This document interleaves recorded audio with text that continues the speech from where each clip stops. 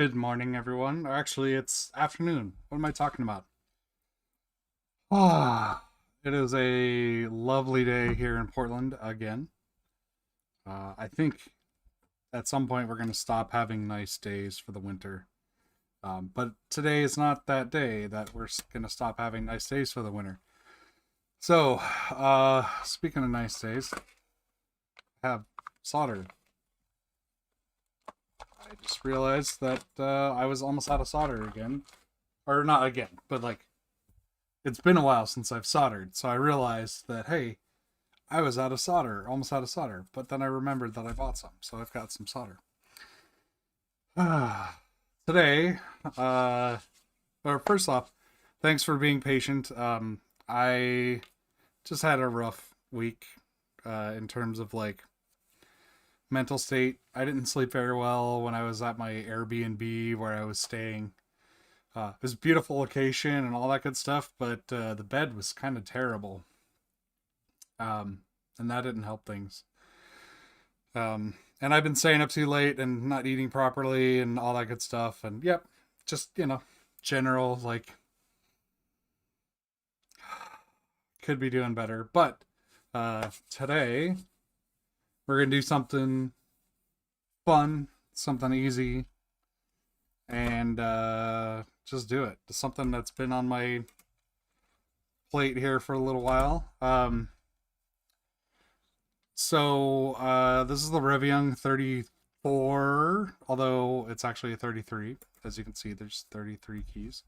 Why does the music keep stopping?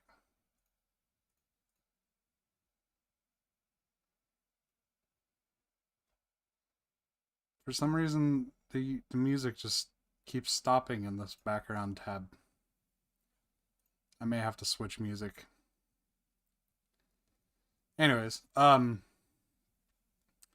it's a Reviung33. There are 33 keys. Sadly, it's not a 34. I was, given the name, like it even says it right here, Reviung34. Like, there you go, Reviung34, Rev 1.0. It says Reviung34, but it is actually 33. So I have merged everything down. I've got a 34 key map now. To go to 33, I would want to change a couple of things. So I would want enter in the middle. So it'd be like backspace, space, enter. But my brain, that's not how my 34 key layout works because enter is on a combo. So I've got backspace. I can't because it's just all muscle memory. I've got backspace, tab, escape, enter, or no, escape space. And to try to change that around would be really weird because what I would do is I would put escape on a combo, like these three keys, and enter on tab on another, or the other way around. But that would mess up my 34 key layout completely. And I don't want to try to swap between them. I don't know. Oh, I just realized I didn't post this video anywhere. I'm a mess. Let me go post this video in a couple of places real quick. Even just the stream like channel.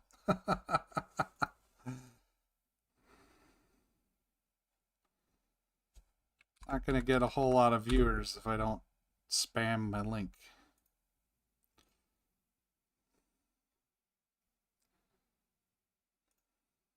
This is the fun part that you all don't get to see.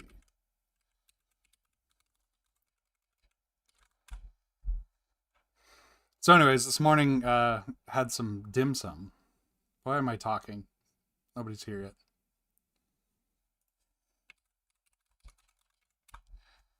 Okay, we're gonna go back to starting soon for a minute. All right, I'll be right back.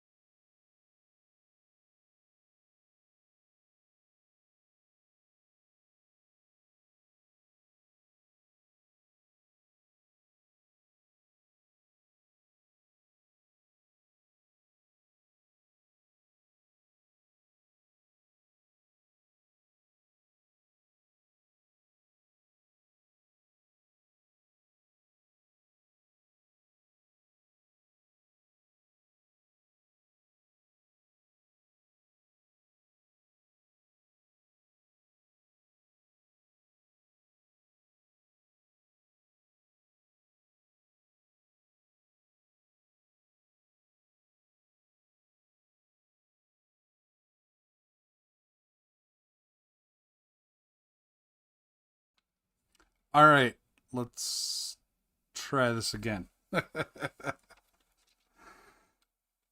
Hello, Carl. So, for those of you who just arriving, I started the stream before I'd even like spammed out the link everywhere. So I realized that unless, you've got notifications enabled, which I don't even understand, on YouTube, um, you wouldn't even know that I went live. There'd be a video out there. So I was like, maybe I should post something about that. So I put the stream on hold and went back and spammed the link everywhere and gave it a couple minutes, and now here we are. Yeah. So just a few more minutes and I'll get going. Mostly because I gotta find something.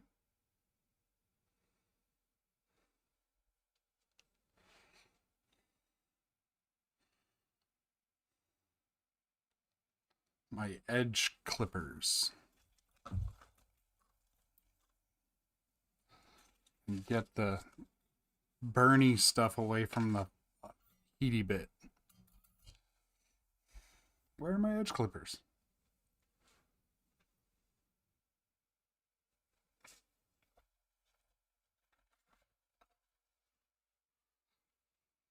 Okay.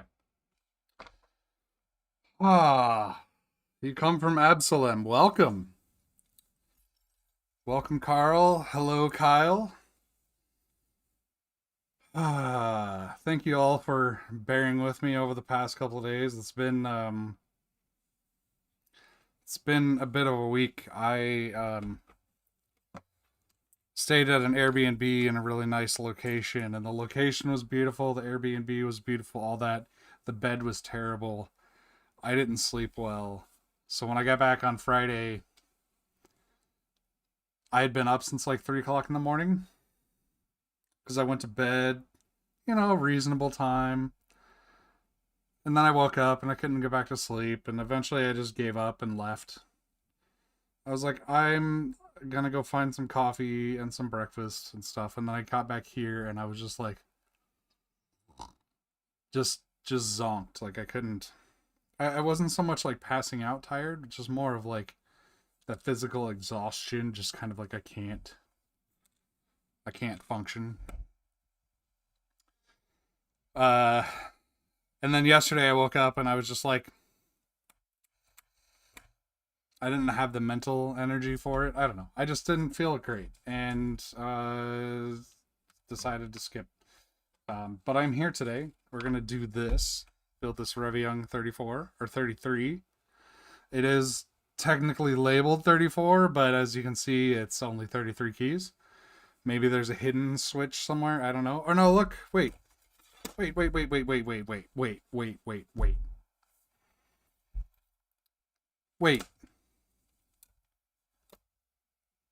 I just noticed.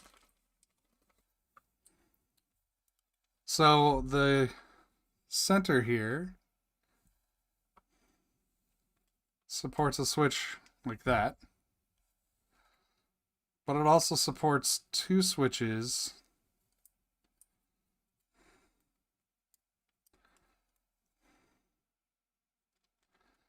like that. Oh my god. My brain just exploded. Let's see here.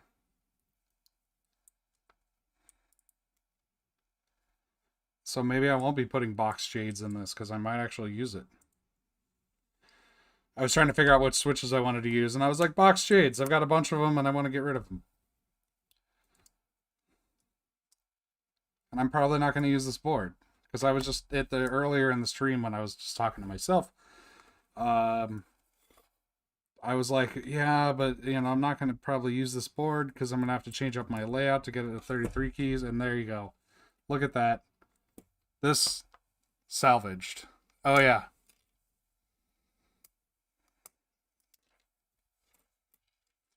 I didn't print these, and they weren't being sold. I should probably figure out who it was. Let me just check real quick.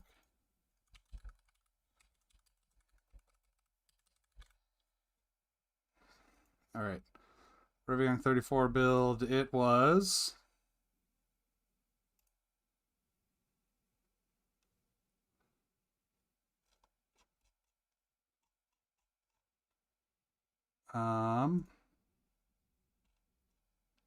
JMCK30 or JMCKK33 or sorry, JCM3K JCMKK3 sent these to me. I don't remember the context exactly, but just basically like I had been talking about Reviungs, or he was getting this made up. He had extras, sent them to me.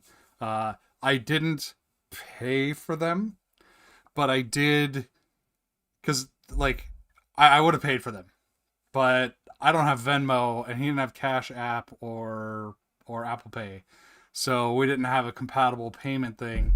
He's like, I don't really care, so I donated $50 to the Seattle Humane Society.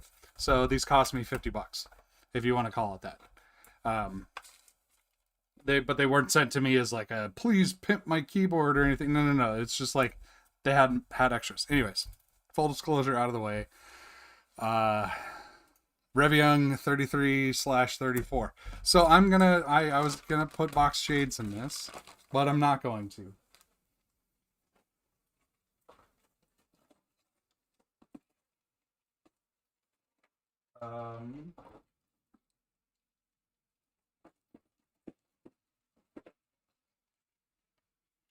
I think these are the Durocs. So I have Duroc T1 Silence that I bought a while back, and I've been wanting to try them out. Yeah, these are those. So I'm going to put these in here. This is not a hot swap case, but I'm okay with soldering these in, because if I like them, I'll buy more of them. They weren't expensive. Like relatively, not like Xylants, which are like $4 a piece or something. But yeah. Bobas, see, I already have tons of Bobas though. Tons of Bobas. I want to try something different. I have tons. I have Boba U4s. I have Boba Gums. I don't have U4Ts because I'm not a big Thok person. And if I was a Thok person, I pretty much already have that with my, with my glorious pandas that are just fine. So anyways, we're going to build this. And you know what? Now that I've got proper switches, I'm going to put a nice nano in this. Hang on. Everything is changed. This second thumb or fourth thumb key thing changes everything.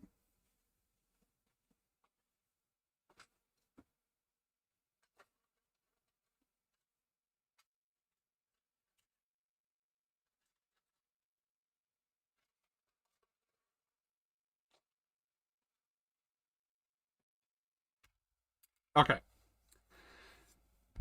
So we'll have a little bit of firmware work to do as well. Although I suspect I can just treat this like a Reviung 41.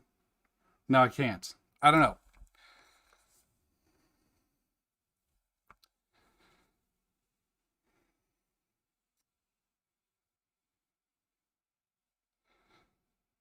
Yeah, Securio. Who is that? Are those Duroc Securios? I don't follow switches really. I just mostly because I discovered the Boba U4s and I was like, I'm done. They're perfect as far as I'm concerned. They're what is in my Cornelius. They're what is in or they're what was in my Reviung 41 before I swapped it out to the GTMX switches, which are now, I'm calling it permanently attached in there because, holy crap, they're also what's in my plateless Reviung 41. Oh, Zeal, yeah, ZPC or the Zeals. So I have Xylants, and there's a lot of stem wobble or there's not. Stem wobble isn't the problem. There's pre-travel, and that pre-travel makes it so that there's a second click on the down, and when you're typing fast, it feels scratchy because of that, because you feel two clicks instead of one, and it's just weird. The Boba U4s are superior in every way, including price. They're like half of the price of the Xylants. They're yeah. But anyways, so today we're building this Reviung34, which I didn't realize had a reversible or optional 33 or 34 thumb setup, or rather key brain.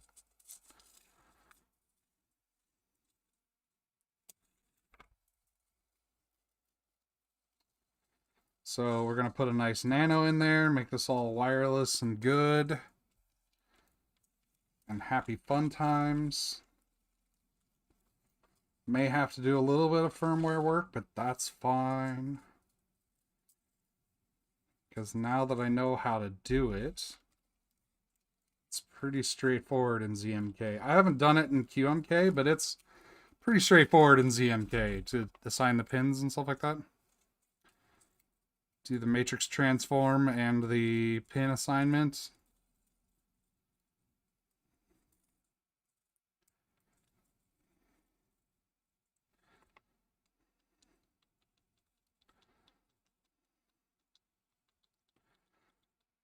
Yeah, and I'm not a huge fan of light switches. Like I swapped out my clerps so that they have 30-gram switches, and that's about as light as I'll get.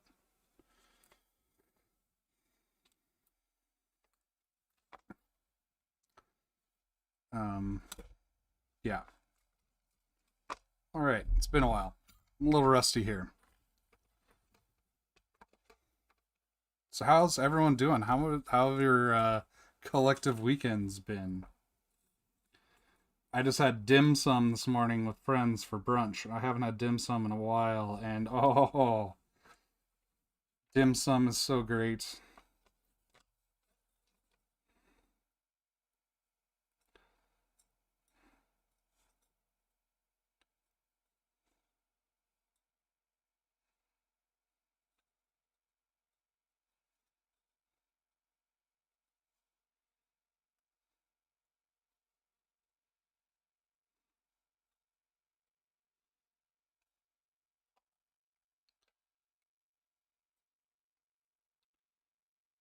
It's like you can stuff yourself silly with a couple of friends for about $40.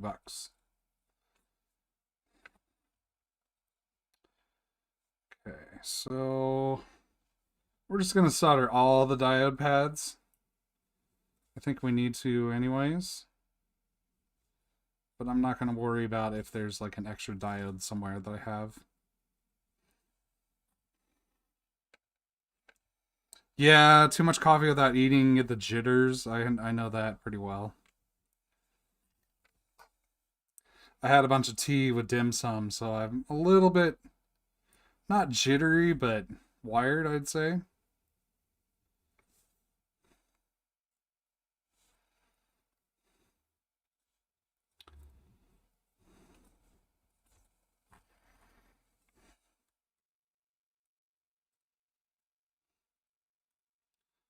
I am getting ready for 2 weeks from now. I will be in Washington, D.C. with a meetup with some folks from the Absalom server. Looking forward to that. Getting to meet a bunch of keyboard nerds in real life.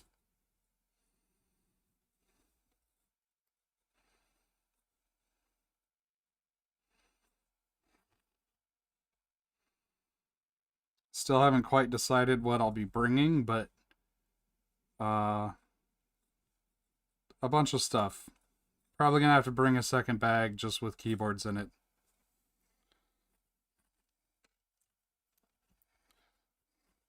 Nice. Yeah, Ergogen is pretty badass. I really like it. If you haven't been around for it, this was designed and built with Ergogen. It's a loosely, not, I don't even want to say loosely. It's pretty tightly based on um, the ducks, Architeuthis ducks, or whatever it is, from Tappy. But it's obviously unibody, not split, and it's MX, not shock, and it's got some modifications. Um, but I ended up redoing a lot of the plate stuff, or the case stuff, um, because making the outlines work for the case.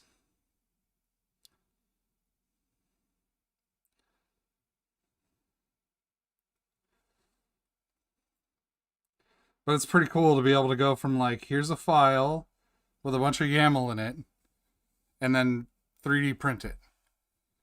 Chinese style tea. I'm assuming by like having a teapot and little cups on the table. Yes, that is a dim sum staple. I don't think I've ever been to a dim sum place that did not have that, and I would be shocked if such a thing didn't exist. You can't go to dim sum by yourself though. I feel like it's kind of like sushi, because what you do is you get a bunch of different things and everybody tries a little bit. Whereas if I go for sushi, I'm gonna get salmon hand roll and some edamame and maybe a roll, but probably more like just nigiri, and that's it. But if I go with friends, we're gonna get all kinds of stuff.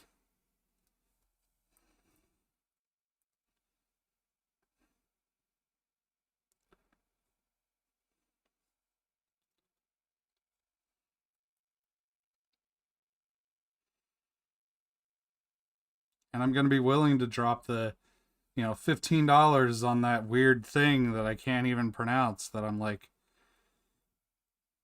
I don't know, this is a risk, because if we don't like it, well, we're splitting the cost.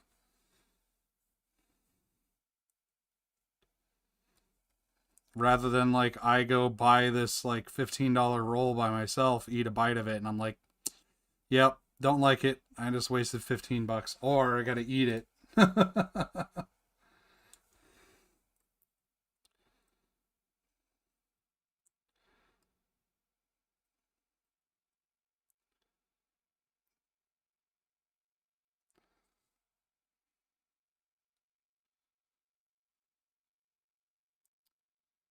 Nice. Yeah, adding keys is actually easy. The For me the hardest part was doing the split. Um or the unibody split. And I think um what helped is I took the whole glue thing and just threw it out the window.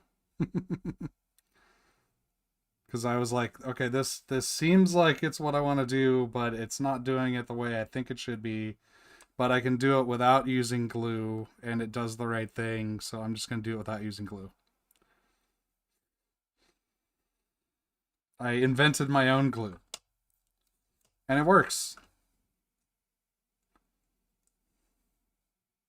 It's not perfect, but it's a prototype. It's fine.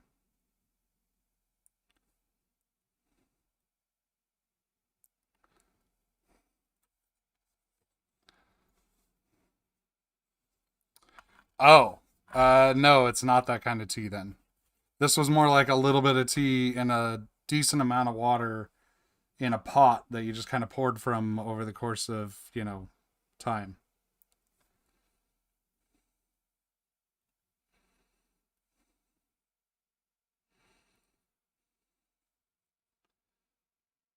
You sound like you're almost describing yerba mate to some degree. Yerba mate is like, here's a gourd, here is all the tea in the world, and here's a couple of drops of water, enjoy. And a straw. Also, be prepared, because holy crap, it's strong.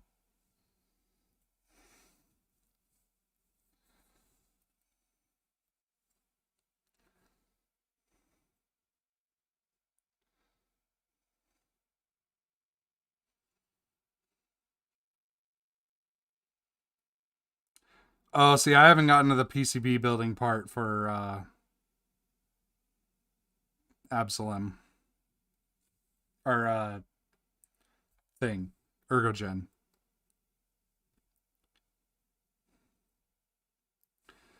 Just 3D printed case that I hand wired.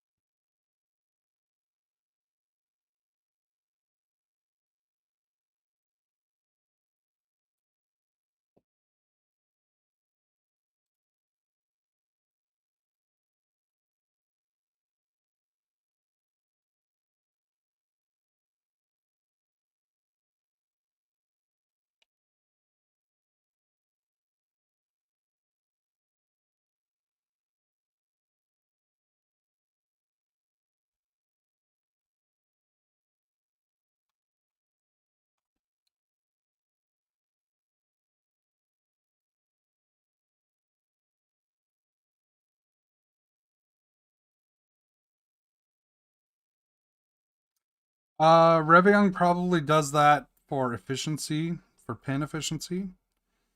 Um, because if you think about, say you have 30 keys, if you throw away the actual physical layout of that, you can do that as a 5x6 matrix.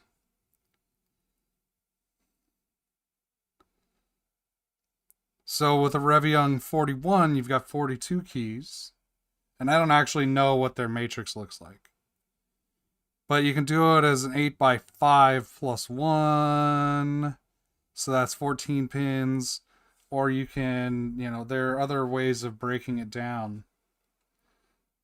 But you don't have to do 12 columns, 4 rows, because that's 16 pins.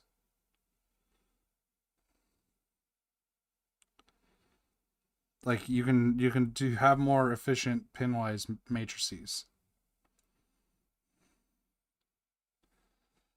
My 34 keyboard that I just showed is columns, rows. Real simple. But I don't have, like, it's too many pins, too many rows and columns for a Arduino Xiao without an IO expander. And if I have an IO expander, I have more pins than I need. So I just go for simplicity.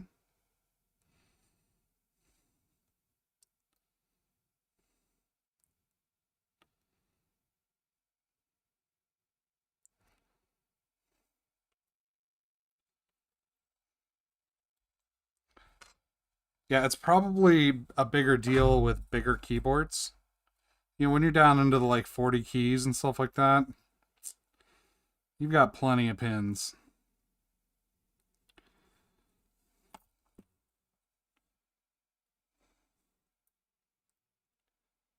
But if you're talking about like a big ass keyboard, so it might have just been habit. I don't know.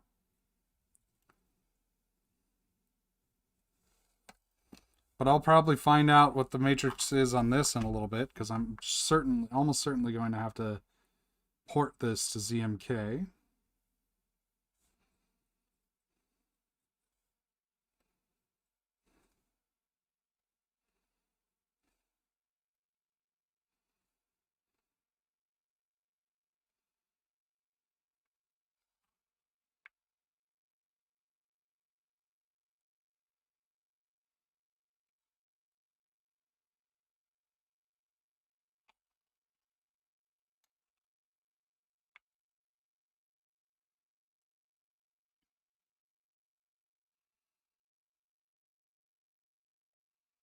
ErgoGen definitely allows you to do a bunch of stuff with PCBs, but I don't know.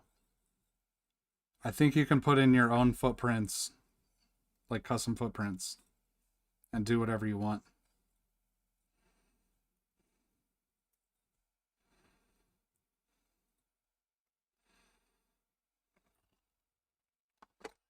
Should get Mr. Zealot to come in and hang out one day, and y'all can ask him, hey, how does ErgoGen do XYZ?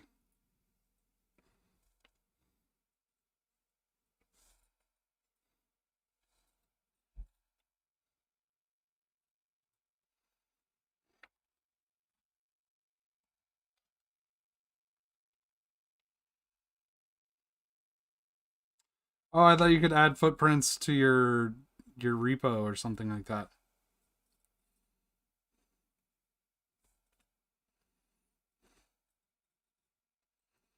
You need like a footprint search path.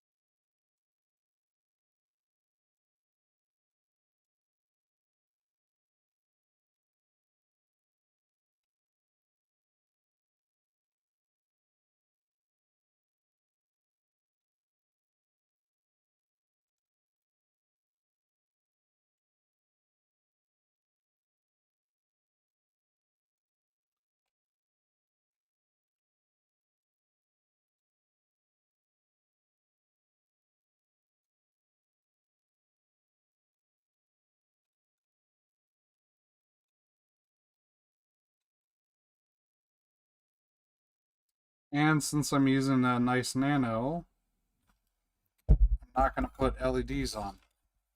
Although I kind of want to put this one on. I think I'm going to put that one on. The one on the front. Because it lights up this area under here. I think it looks really nice.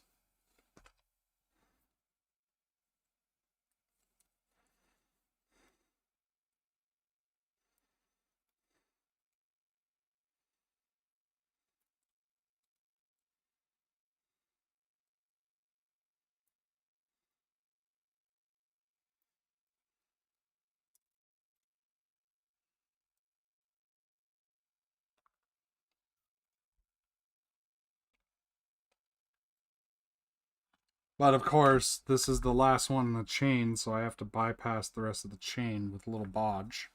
But that's fine. If I had some feedback for the Reviung developers, I'd say make that easy to bypass.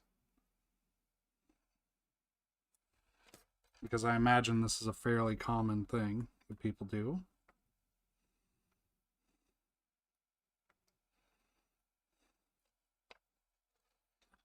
Or that people might want to do, is just put the one on.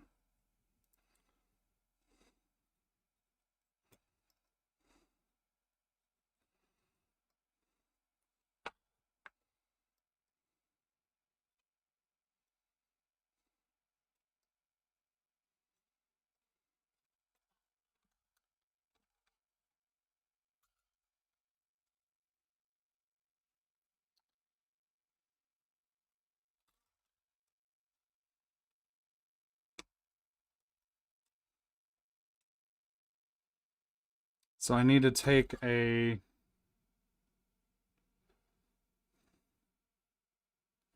It's probably from this pin, a bodge wire from there down to that pad. We'll figure it out in a little bit. Got plenty of stuff to do still. Okay, so I'm not going to do a reset switch because I don't think I have any of that style of reset switch right now. And it's just not that important. Got all the diodes on. Let's just go ahead and put switches on. So, Duroc T1 silence. Got a bag of them here.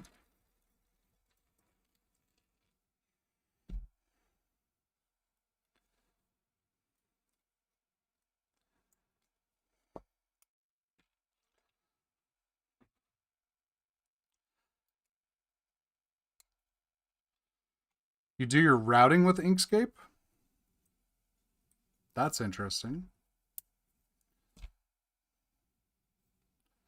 Inkscape is just like an SVG drawing tool, right?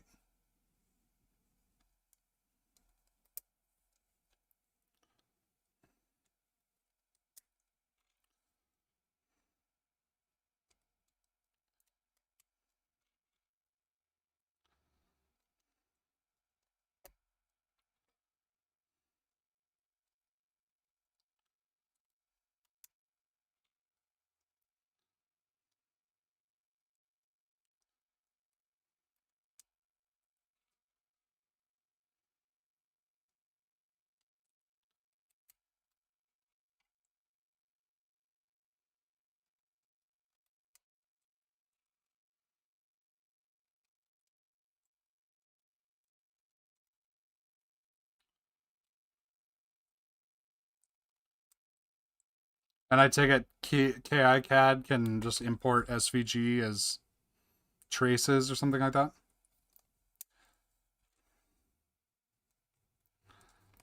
I've done very little with it, so I don't know.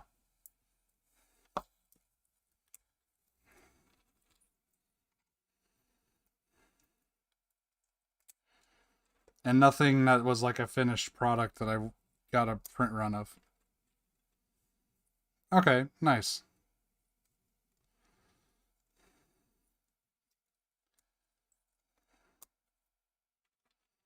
I actually really dig this green with this purple PCB. I think this is a nice look.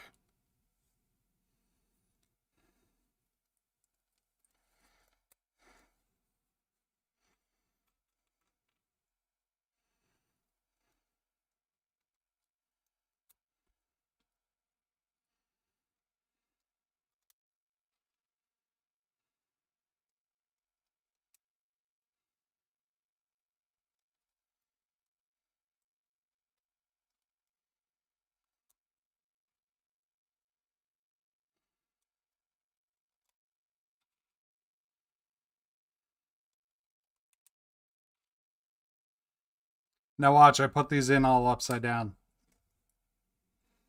Just my luck.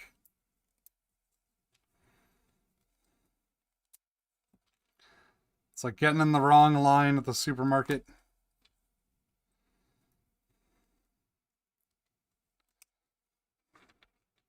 Thank you. I got this color actually to match my my Cornish Zen. And match it does.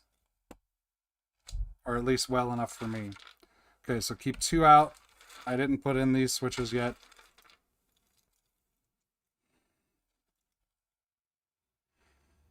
Aha! So y'all almost let me make a mistake.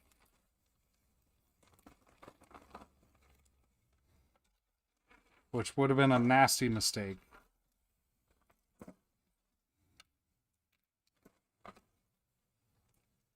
The controller is overlapped by the switch plate.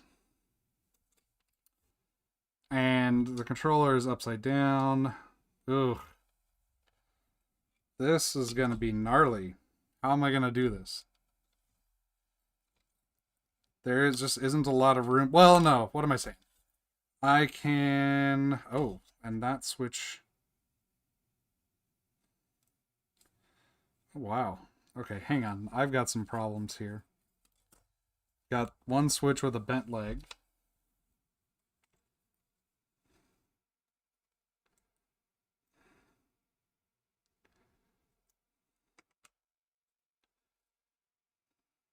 Okay.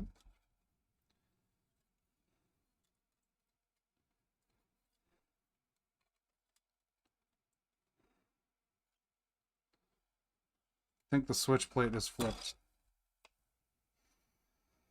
Hmm. I had to say it. I had to say it. I said, watch, I'm gonna put all these switches in upside down, which I didn't do. I put the plate in upside down.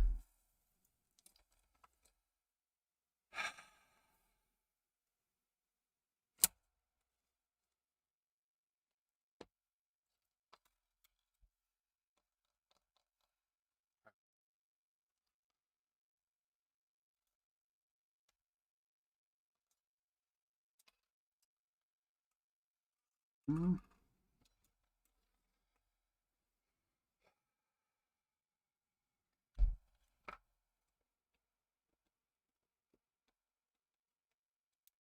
So how's everyone's weekend?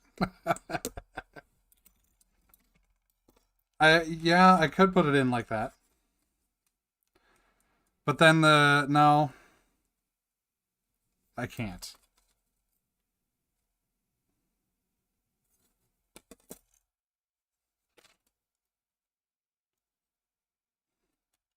No, this is right.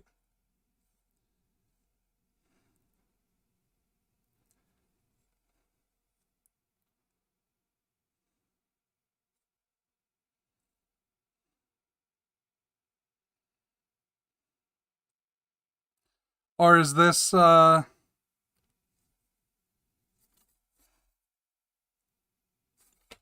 is bizarre.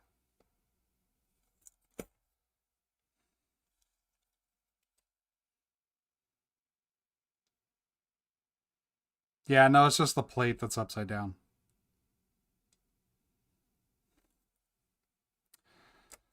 Like this'll work, but then this is wrong.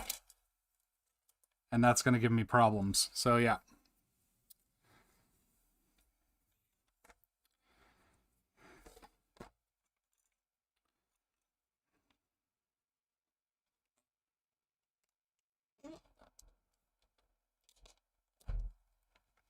It's all good. MX switches are a lot easier to pull than chalks.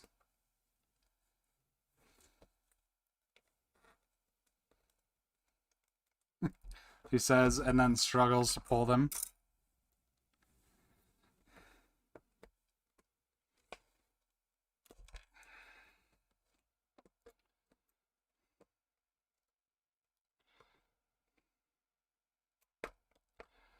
Ugh.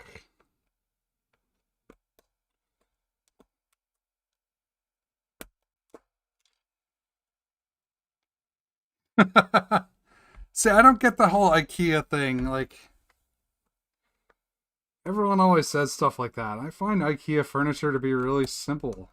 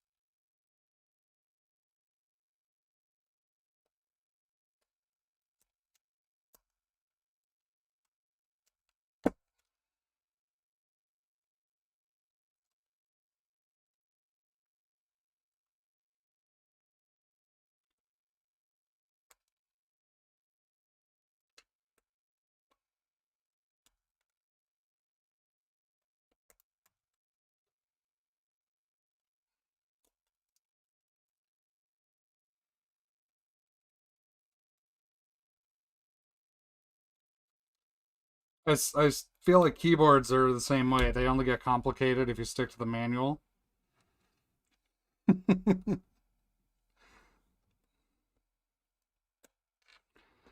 It's like, there's a build guide for this board? I didn't realize that. Oops.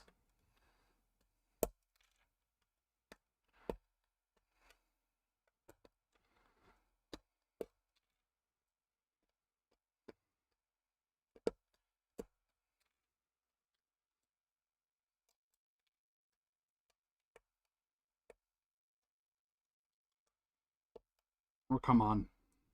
Come on.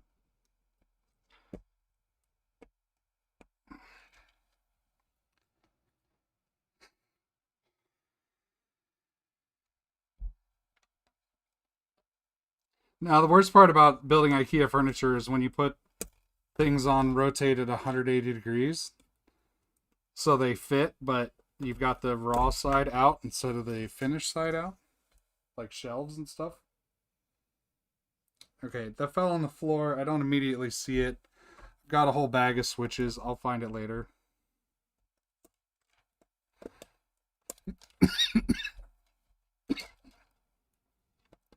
All right, let's try this again.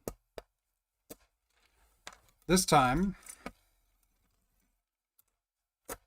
with the plate looking correct. That'll be a lot easier to fit the battery and stuff under without a plate that's like encroaching.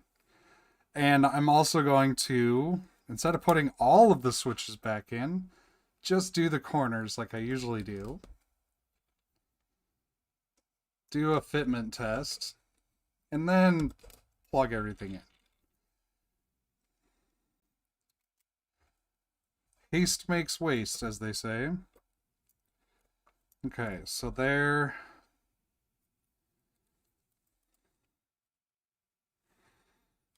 Oh, wow.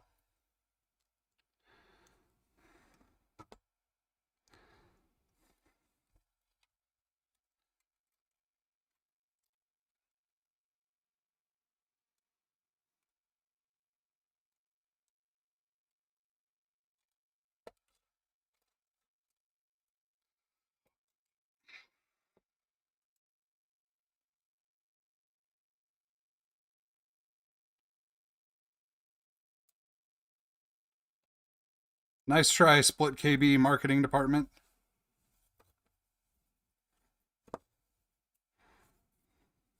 Okay. That's better. So we got our LED up, switches in, everything. Okay. It's time to put the rest of these in.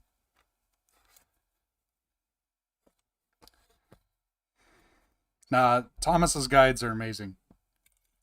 You can tell he put a lot of effort into his documentation.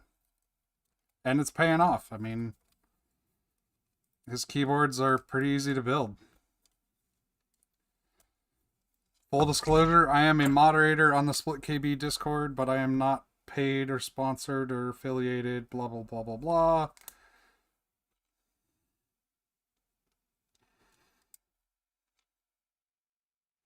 But go buy Akira.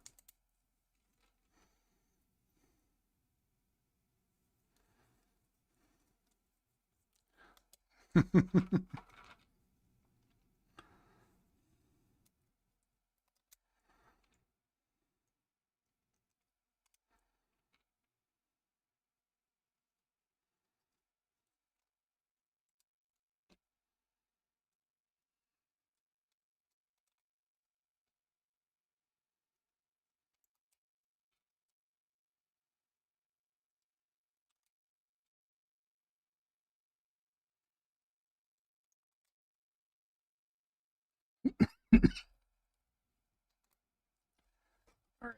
Do another sanity check here just to make sure.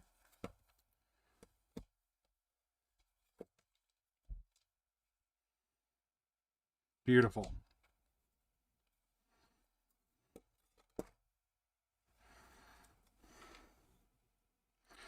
It is. It's really easy to solder. I mean, other than the LEDs, which are still pretty straightforward once you figure it out, it's all through-hole components. Really easy.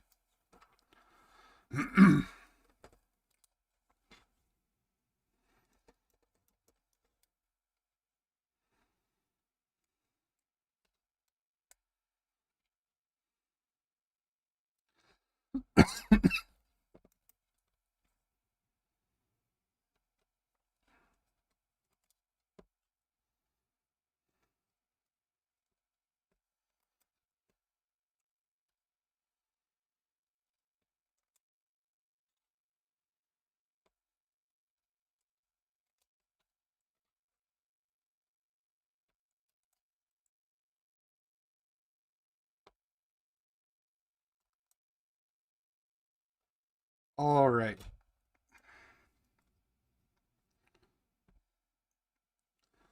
Adjust any slightly bent pins so they're more straight up and down.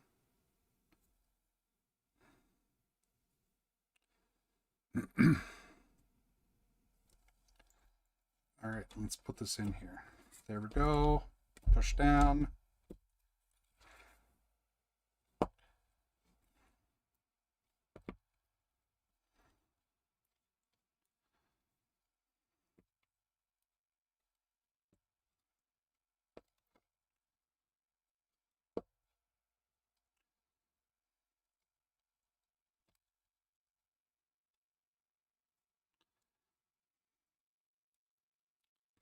All right.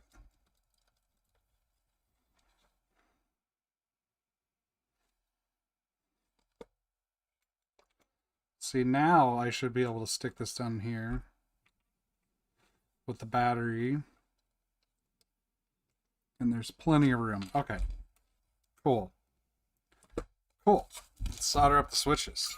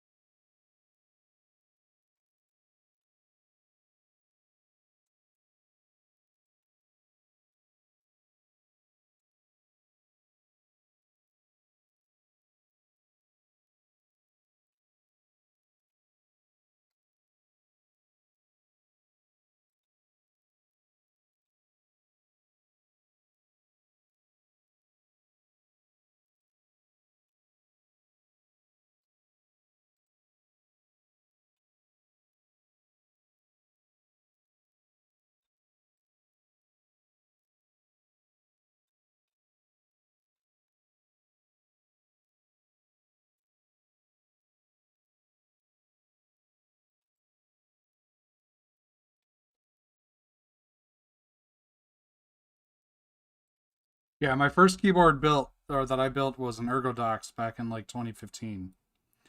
The OG Ergodox from Mastrop. The first keyboard in my modern keyboard building era that I built was a Pinky 3. And then I believe the second one was a Kyria.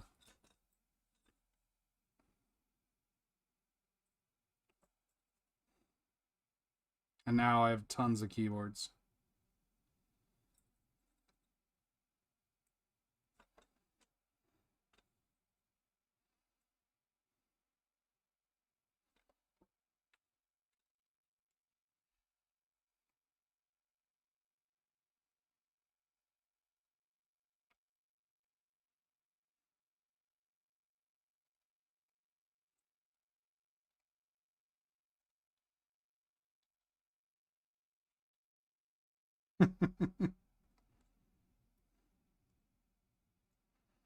Yeah, it was a fun stream.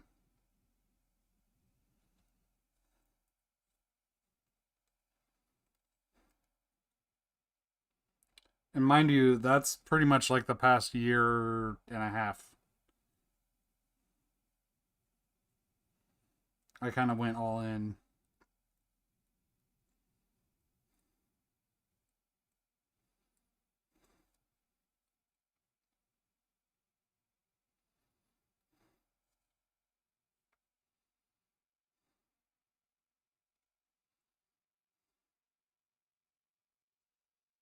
Am I going to make it? Not quite. That is all the solder I have left on this spool. That little bit right there. And I have a switch left to do. Well, I have 5, but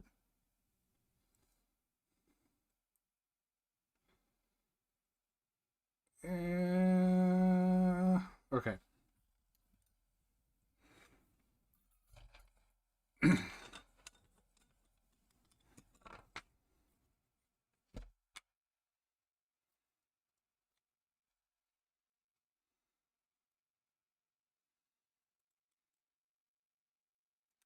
Oh wow, this is heavier or thicker solder. 0.31 versus 0.020. Okay. That could be interesting. I think I remember this now. There wasn't any 0.020 on Amazon.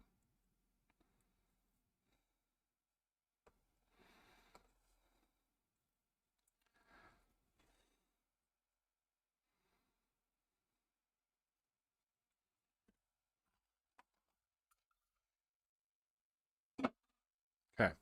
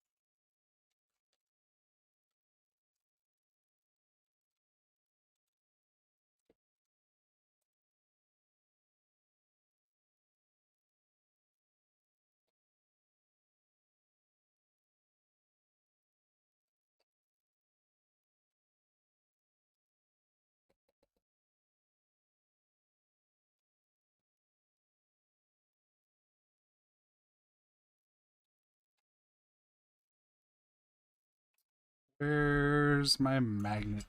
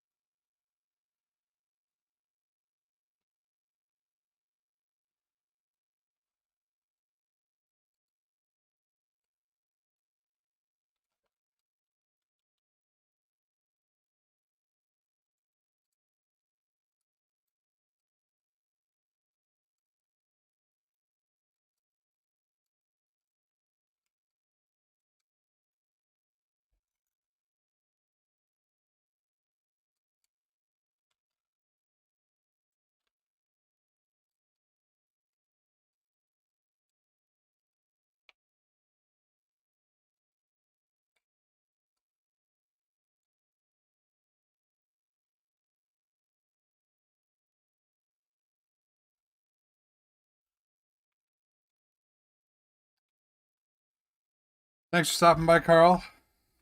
Have a good day.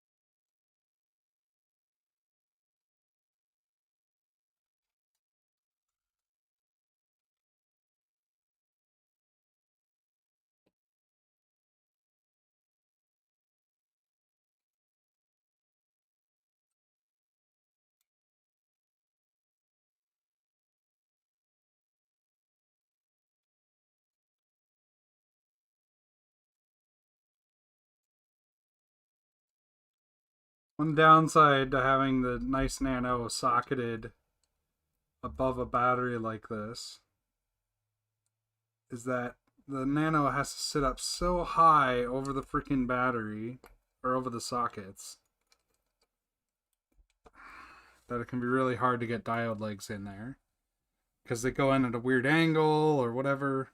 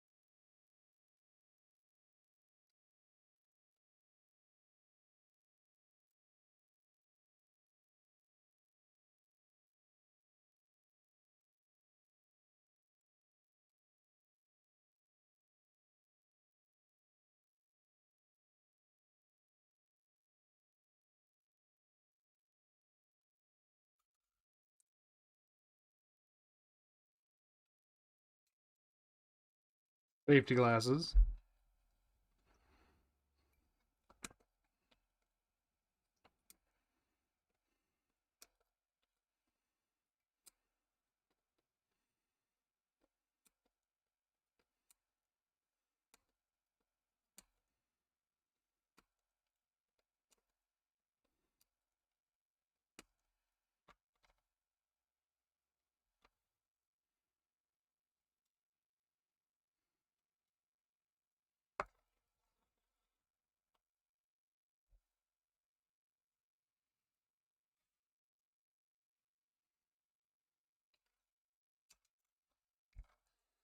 Ah, okay.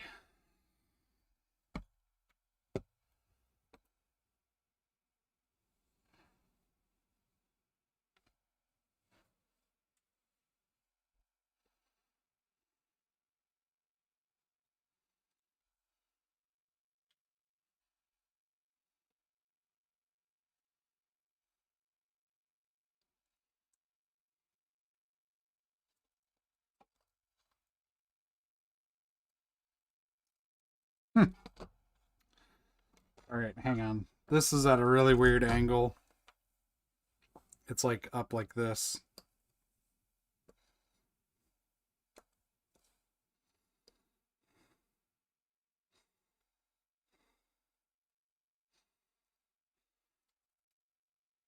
That's better.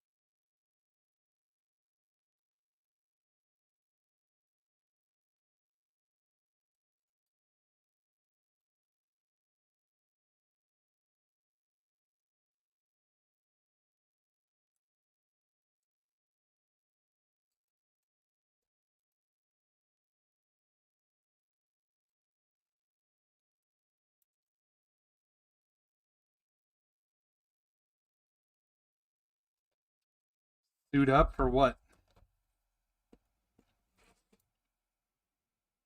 I mean, I guess technically it is Halloween.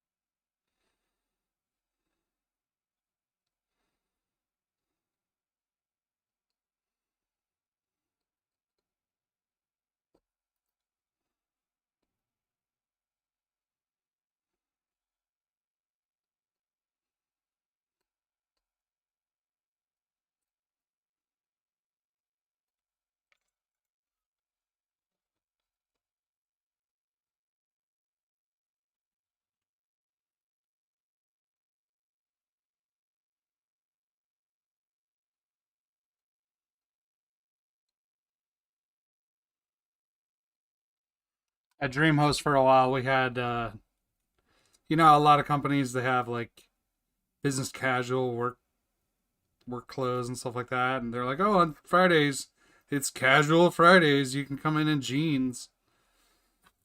Well, we had because West Coast tech company. Who the fuck wears business casual? Um, we had formal Fridays that some people would participate in, and they'd show up in suits and stuff like that. Yes, suit up the diode leg glasses.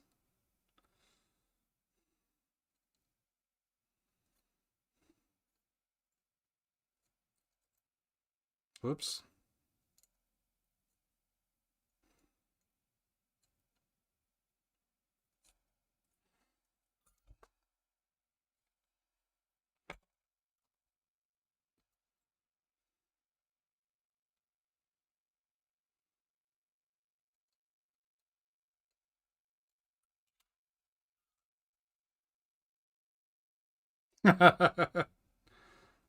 Yeah, there's a setting for that got changed back at one point to normal delay instead of low latency. And I just haven't fixed that again. I keep forgetting about it.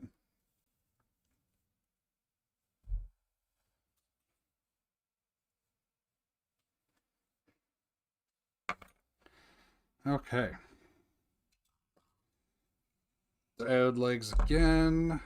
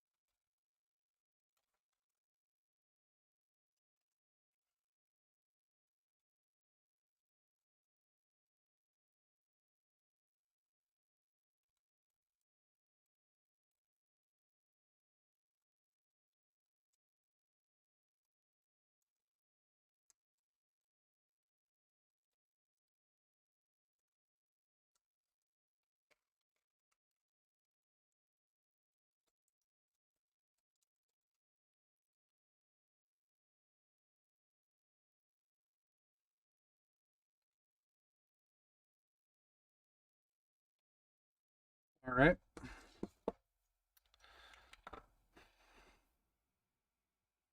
Negative, positive. Okay.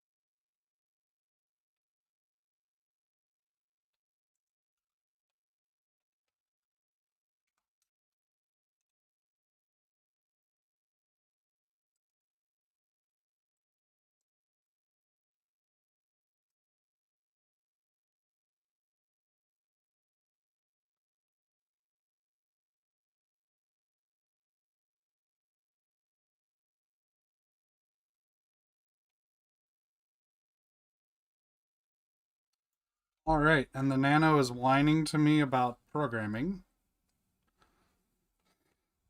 So let's get some firmware on here.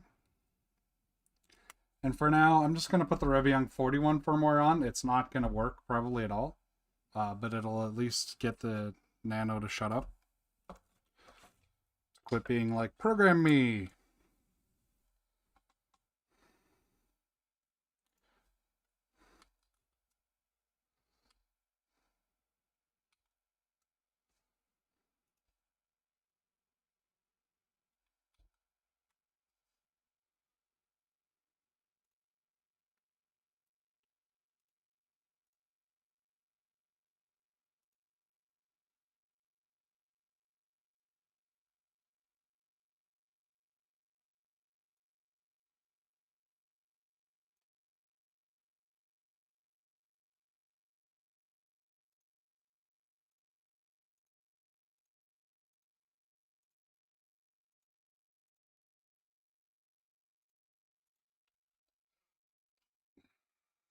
Okay.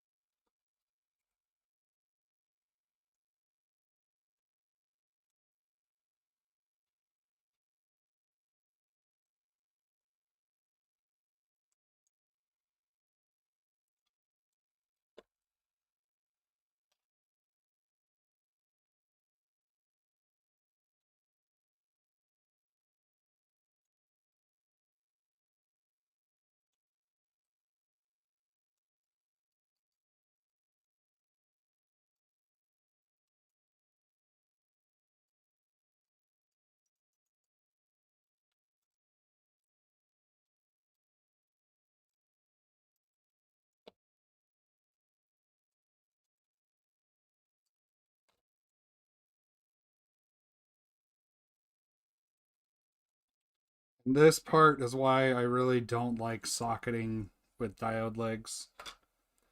I just don't think it works super well. I mean, it works in terms of like electrical, but it's just not as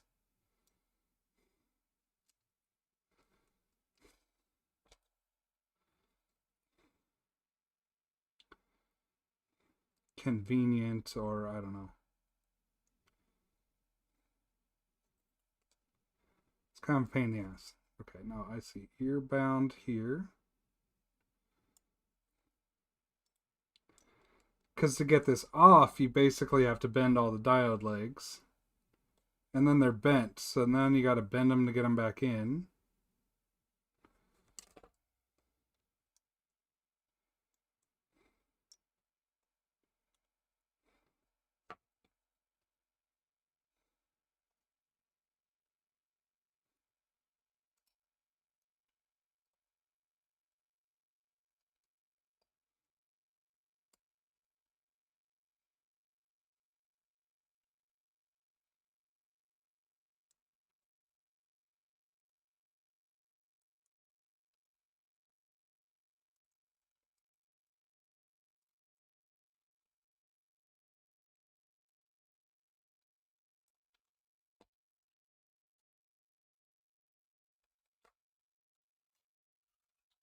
This one apparently wasn't soldered quite well enough.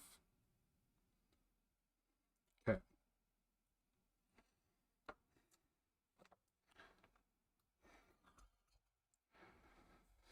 No, these are Duroc T1 Silence.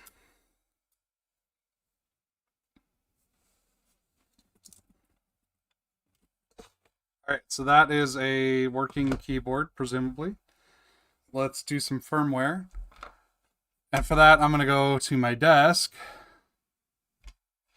Hi, purse. For that, I'm going to go to my desk. But I'm also thirsty, so I'm going to take a 5 while I rearrange things. aka pick up the mess that I moved out of here that moved over to my desk and move it back. Um, and also lower the desk and move the camera and all that good stuff. So, uh, well, here, why don't I just mute you again and you can post the proof here? um, so yeah, I'll be back in 5 minutes or so with we'll do some firmware. I'm pretty sure that's everything. I didn't get the LED wired up, but I'll do that in a bit because I'll have to figure out how I want to do that.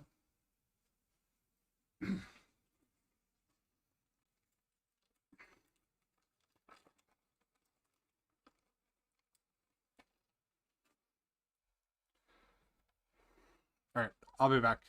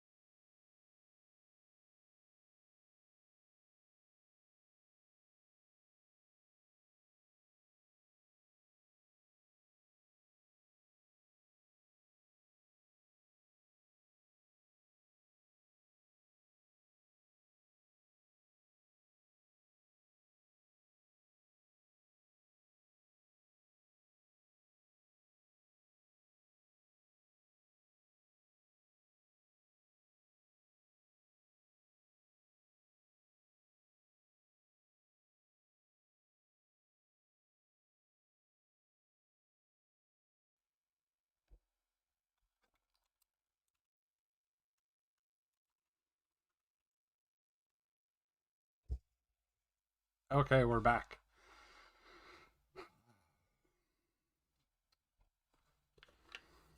I need to pull up webpage. Let's see.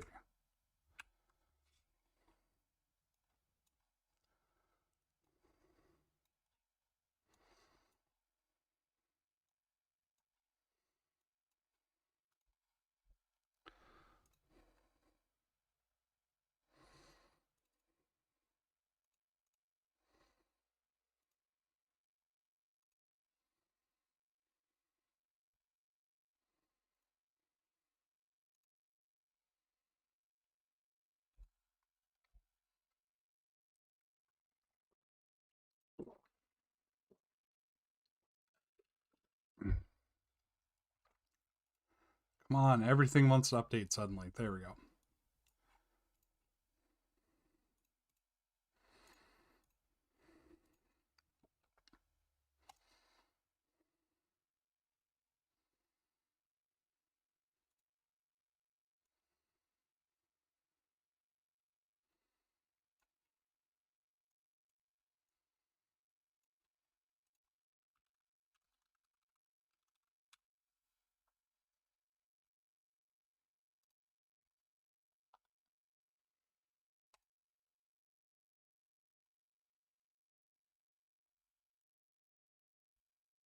Okay, so this here says 34 V1.0, and this also says V1.0. So I think this is the droid we're looking for.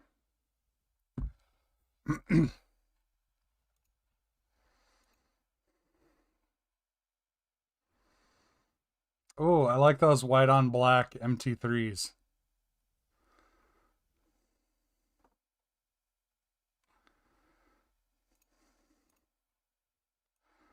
I can't post pictures in here, can I? Arg. Okay, YouTube chat. I don't like you. Anyways, so what I'm looking for here is the schematic. May just have to open up the files. PCB top plate? Nope, that's just for the actual plate. PCB schematic. Okay, fine. We're going to do this.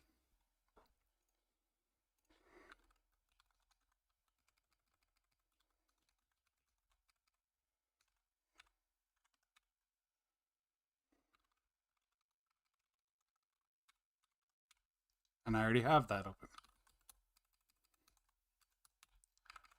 Okay, so gonna need another thing here in a minute, but let's see, Reviung33, PCB.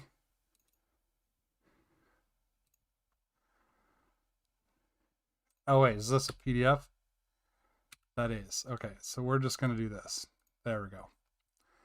Easier. So this is the schematic.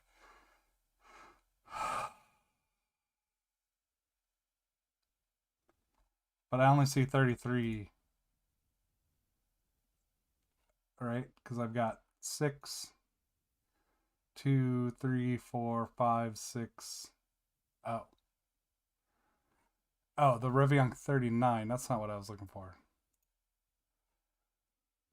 34. Come on. Where'd it go? Oh, that was the 39 that I opened. Oops. Okay.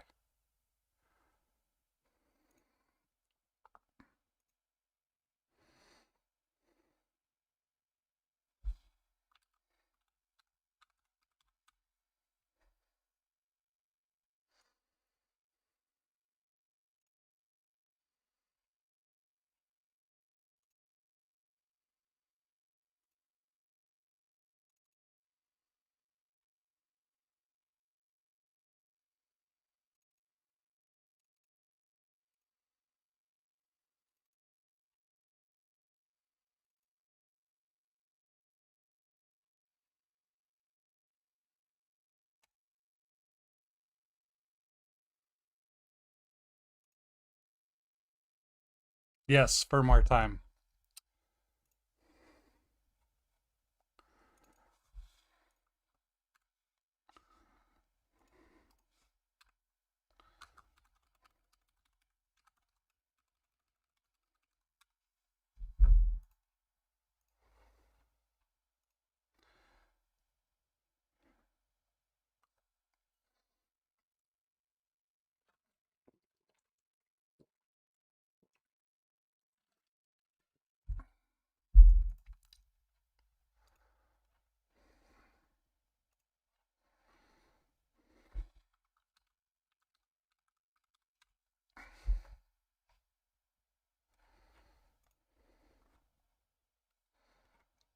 Why did the music suddenly not? My bad. Music's been broken for a while, I guess. Maybe it was never working. I don't know. Um, let's see.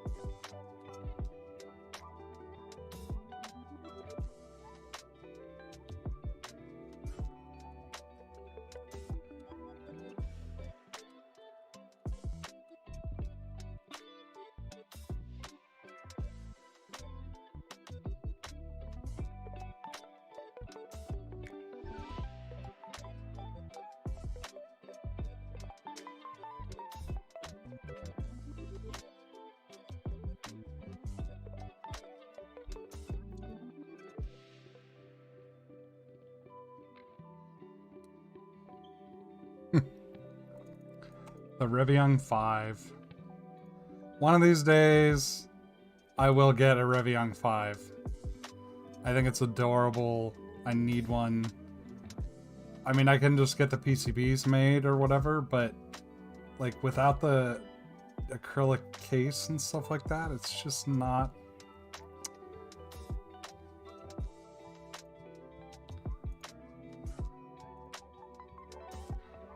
Bye, purse. Sorry, I didn't see your thing. Yeah, I'm really excited about this actually. Because, like, this is fine. But as it's built right now, like, I've kind of moved around between boards since I put this together. It's too tall. And a lot of that is just because it's hand wired and stuff. I put lots of space, you know, on here. So I want to kind of go back to just a PCB and see. Because I don't think I want this display on a on an MX board. I hate to say it, but I do want more staggers, so I might make like basically an MX version of the Zaphod. Is what this might turn into, but we'll see. It works for now.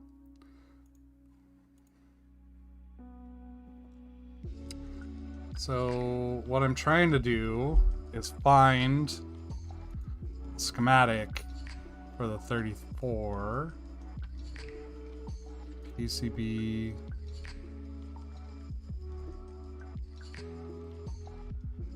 Okay.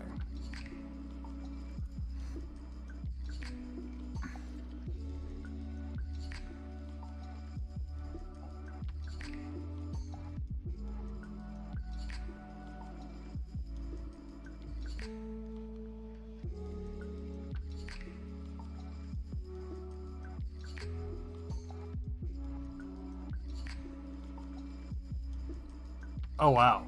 Okay.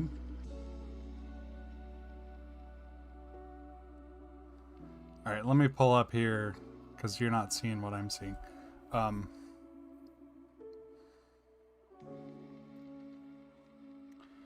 Window capture, KI, CAD schematic.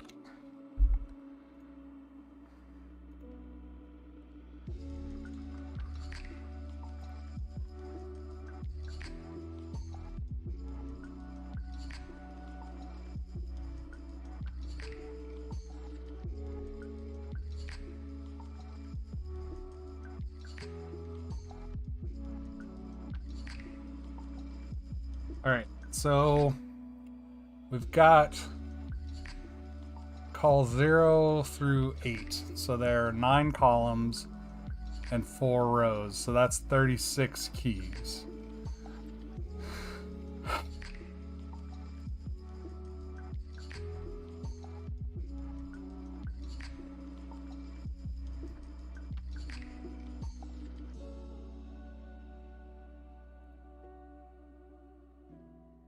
But see, what I don't have here is this is not a physical map. This doesn't match the actual, like, whoops, physical layout of the board, just the matrix, the schematic layout. And what are these buttons? Oh no, those are the center.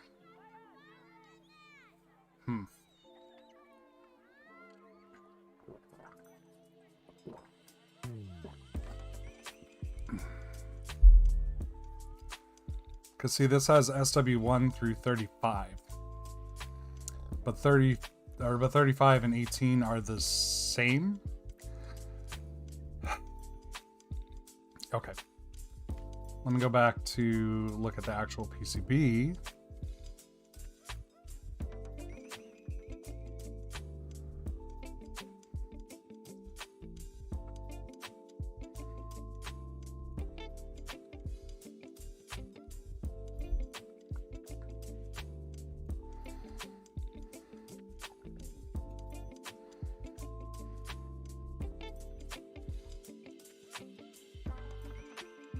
If I can find it on here.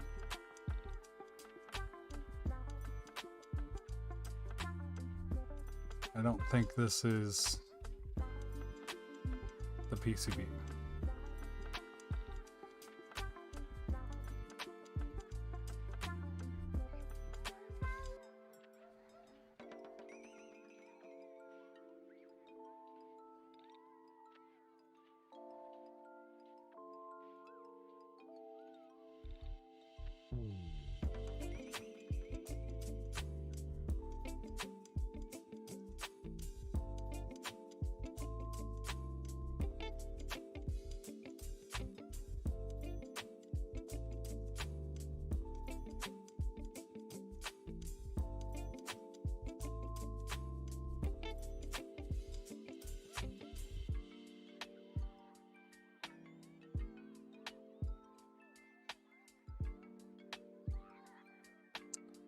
Yeah, because this is just blank.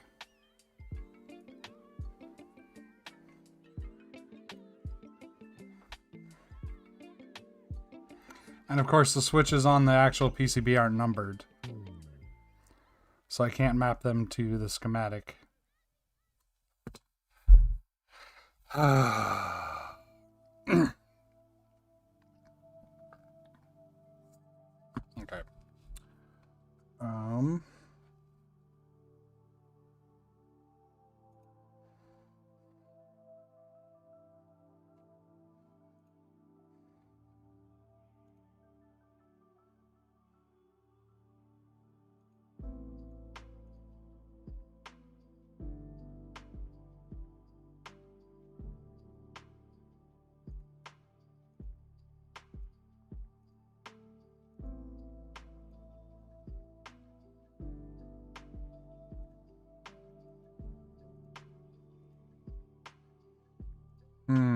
I don't get this. Why is this not showing up? Save board, board setup.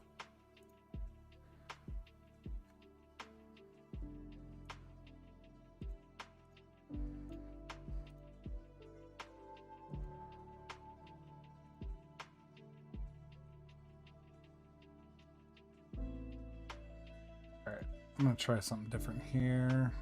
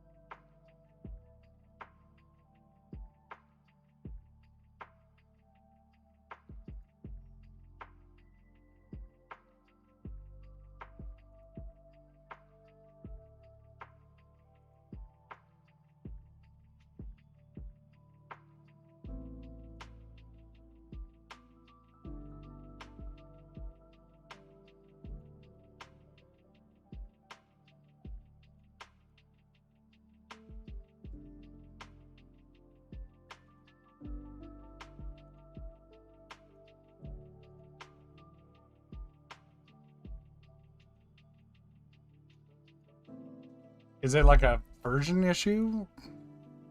Now I'm getting beach balls and KiCad.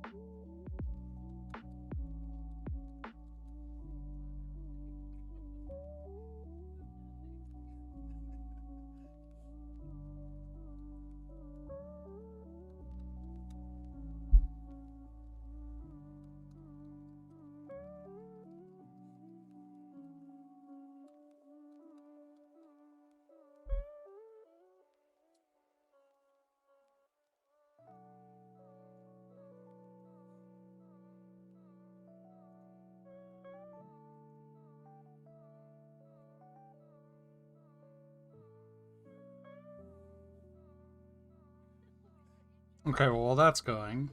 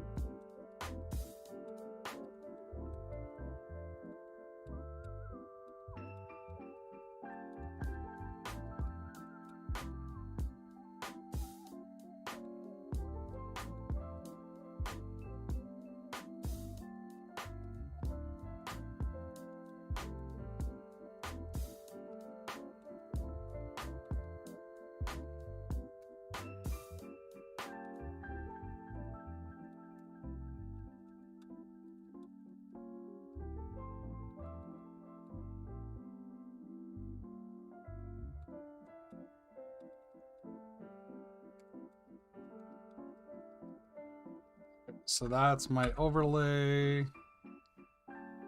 So we're gonna steal this, even though it's wrong, just to have something to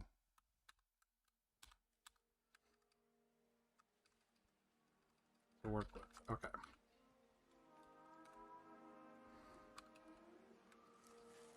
Great. So I need to fix me this.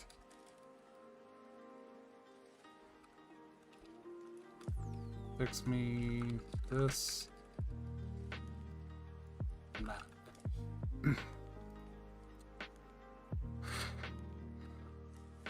And it's still grabbing KCAD or KICAD. Okay, so we can at least look at KICAD just to see what the pins are. Not necessarily what keys are mapped where, but at least what the row and column pins are. So I'm gonna do that while this is doing its thing.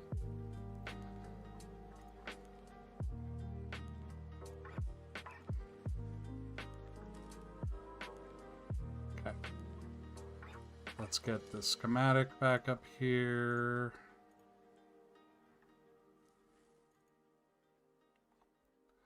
And I don't think you're seeing the same schematic window as I am. Yeah, you are. Okay, cool. So, call 0 is D4. Okay.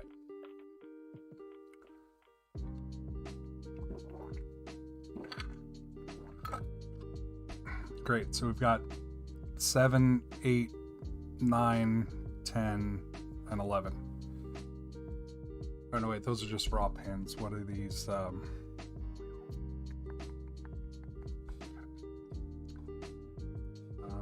CMK Pro Micro.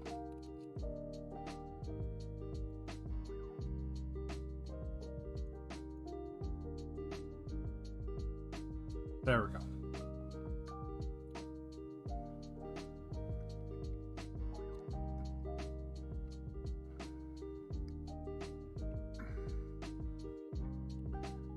So we've got 1, 0, ground, ground, 2 empty pins, and then so okay, so that is 4, 5, 6, 7, 8, 9.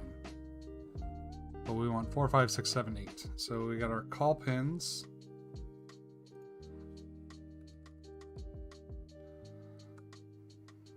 Four, 5, 6, 7, 8. Call to row direction. Not sure. Looks like, yeah, call to row. Or wait, what am I talking about? I can look at the schematic. Call to row diode direction. Perfect. Okay. So then we've got. Oh wait, there's more. Okay. So 4, 5, 6, 7, 8, and we've got 5, 6, 7, 8, so we need 4 more of these.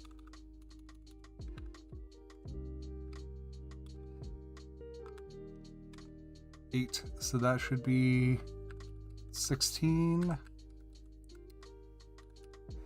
15. No, that's not right.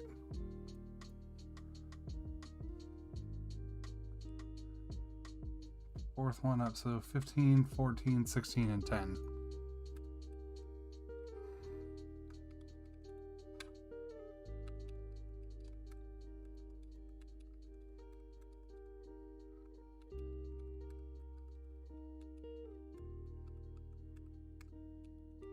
Like that.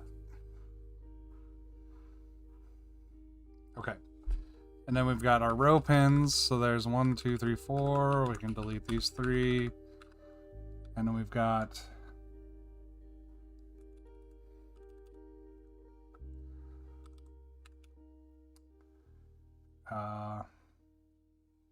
BCC, so it should be 21, 20, 19, and 18.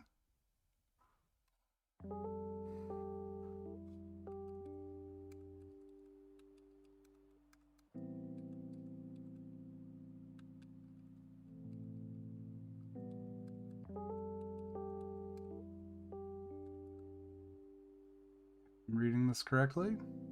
Okay. So that part's done. Now the transform is all wrong. But that's fine because we're about to fix it.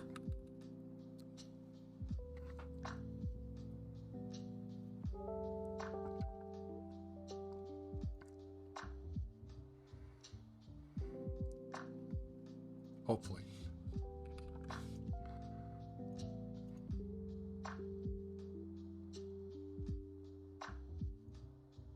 And I just realized I'm doing all this shit and I've got the thing covered. Sorry. I just changed all of these row and column GPIO pin assignments based on the schematic and this over here, which I can't point at.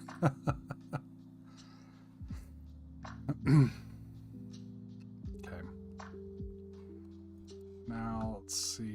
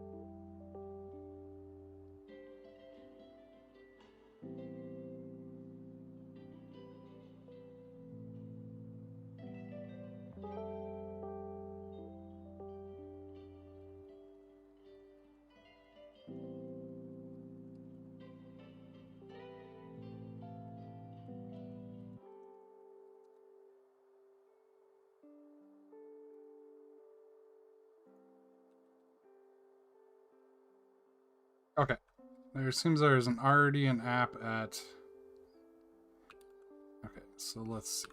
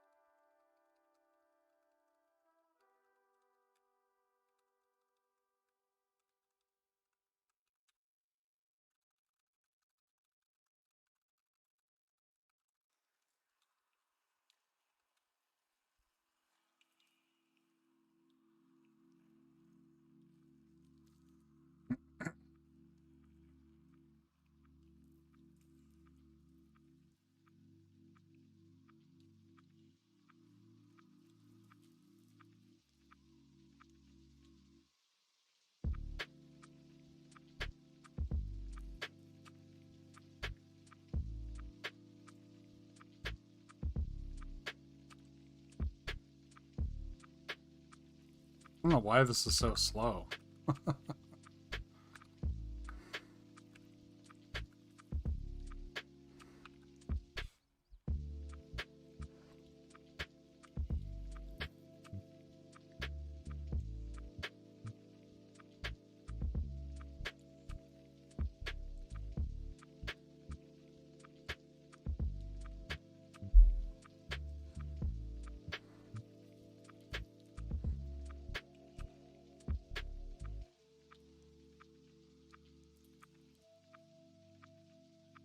There we go.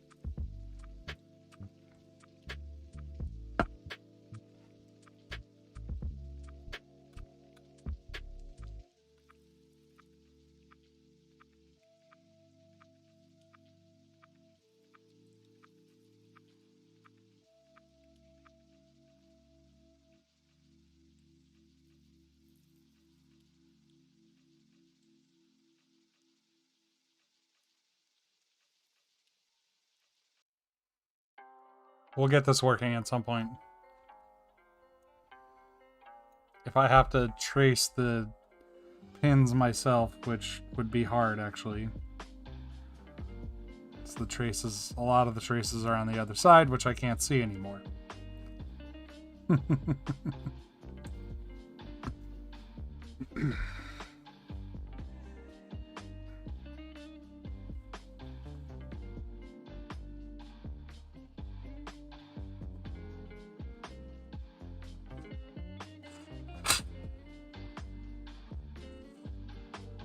These are my, like, $10 caps from Amazon.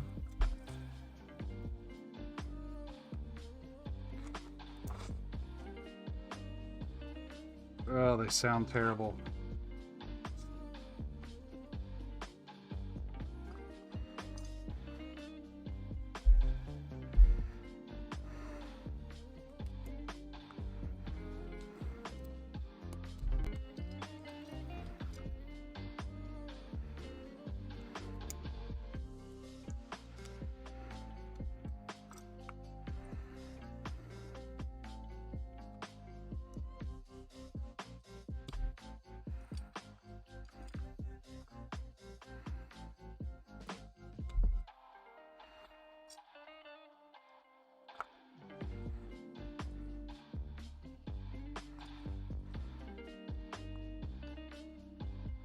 Oh, come on.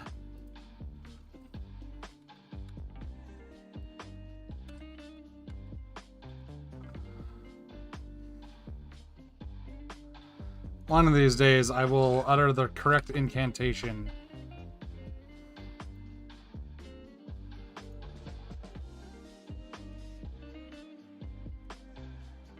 Okay.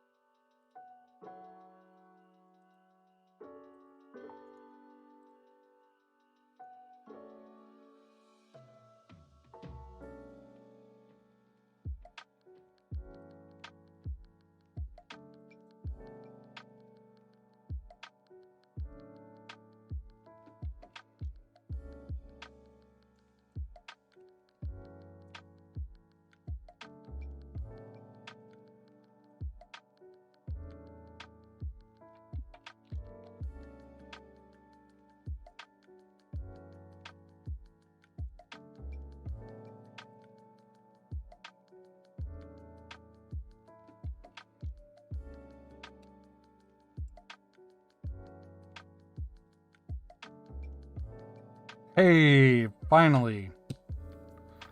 Okay. To be honest, though, I'm not super... I'm not super confident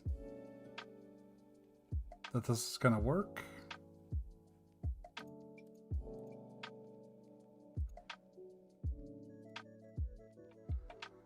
We will see.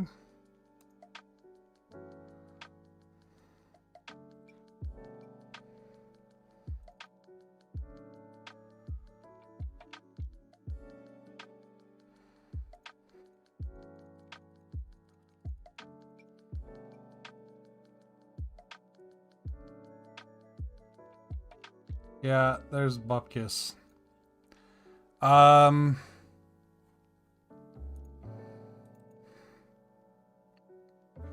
We might just have to do this the old-fashioned way.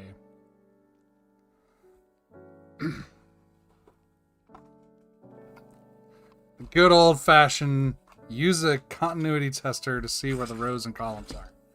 I'm not even kidding.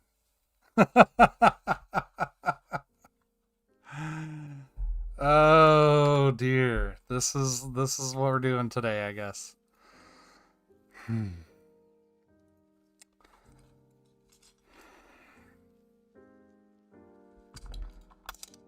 Okay. Well.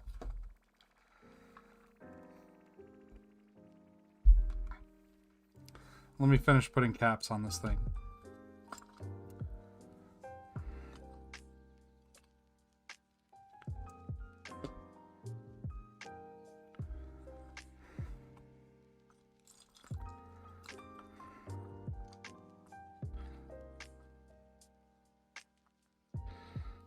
You know, for $10, these aren't half bad caps.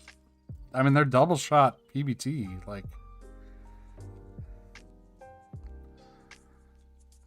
spec wise, they're supposed to be pretty decent. And it's a full set. Like, it's got a number pad and function keys and all sorts of fun stuff.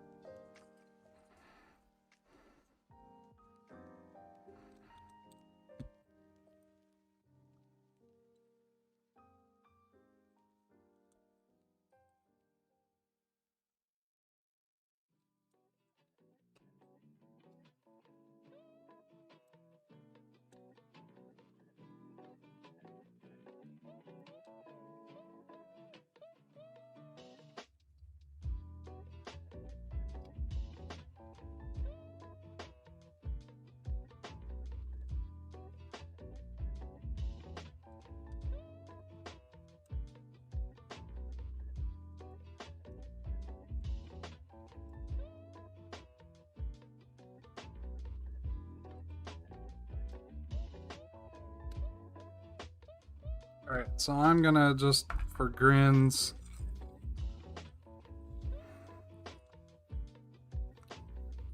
do some reverse number row thumbs, I think.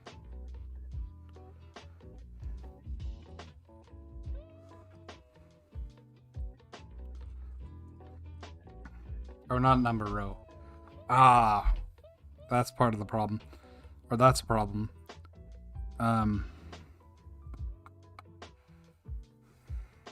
Let's see.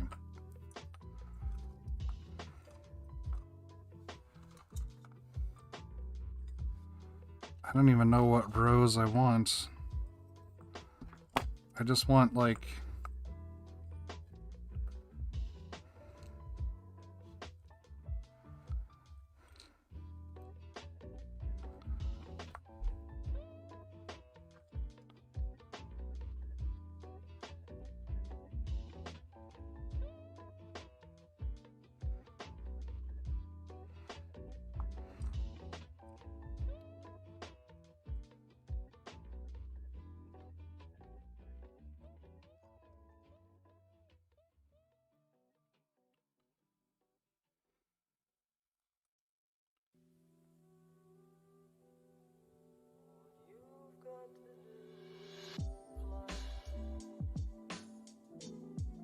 So I think the arrows are all the same profile, or same row. So I'm just gonna put arrows for grins.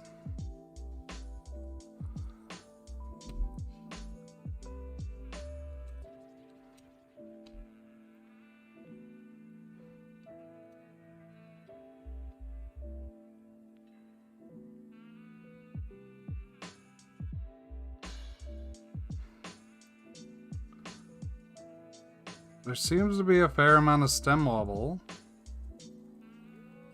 but they feel nice. Okay. And the texture on these caps is not too bad.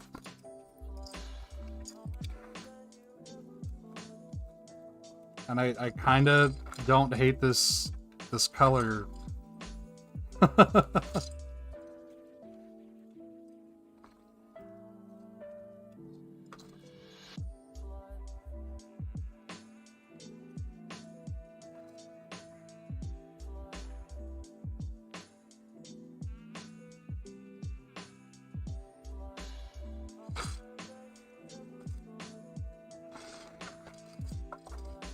Oh, for crying out loud.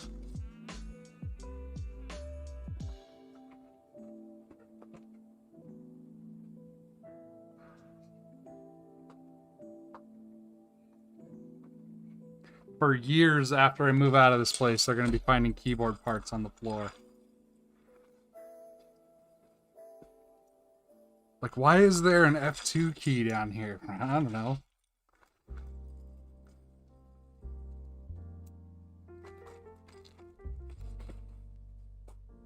All right.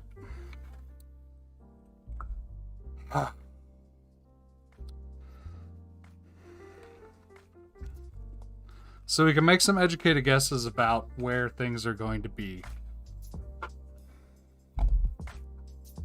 I have a strong suspicion that this is call 0. And this is call 8. And somewhere in the middle there, whatever. So, what we're going to do is figure out which pins we're talking about here. So we've got raw ground. Okay, so flipped over. Got our ground. So if I look at it from this side, left is... Can you see this? No, you can't.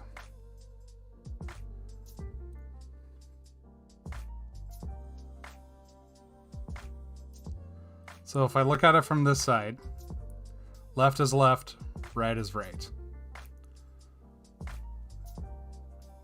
Pretty sure. So we're gonna roll with that. So we want call 0, which will be this column, probably. And that is the 1, 2, 3, 4, 5, 6th pin up on the left.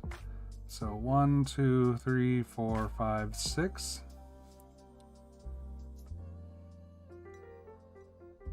Okay, so that is definitely that column. Okay.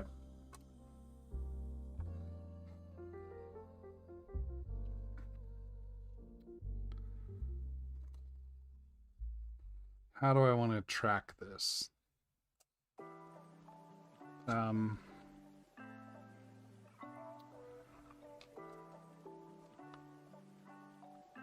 Yeah, we'll do a couple of sticky notes here, I guess.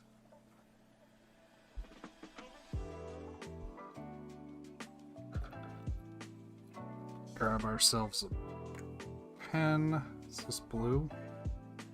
No, it's black. Okay. So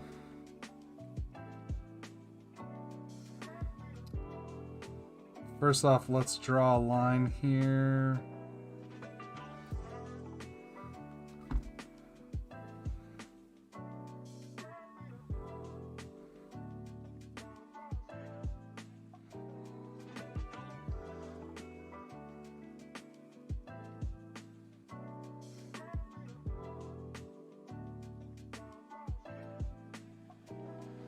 So we got 1, 2, 3, 4.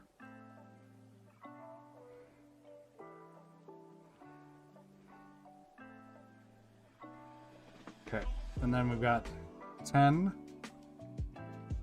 So I need 1, 2, I need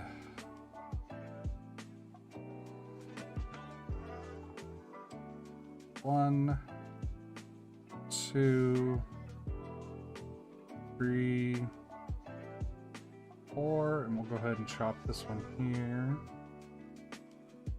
And we go 1, 2, 3, 4, and then we've got our 4 thumb keys here.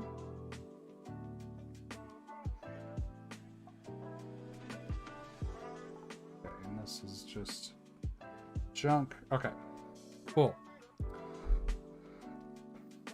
So we've got, and I'm gonna do this 0, 0. Oh wait, this top row, I added an extra row we don't need.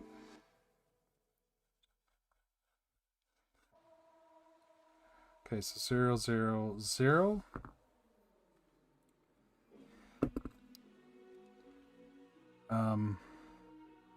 That was the 6th up. 1, 2, 3, 4, 5, 6.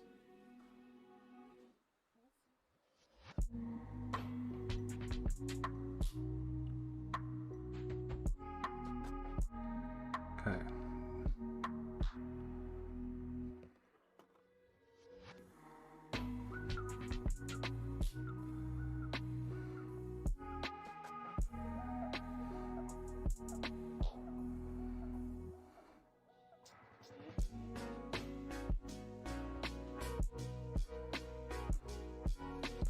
Alright, so I think that's all of column 0.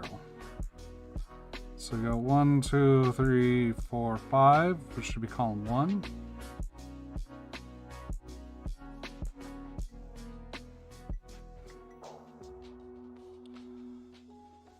Okay.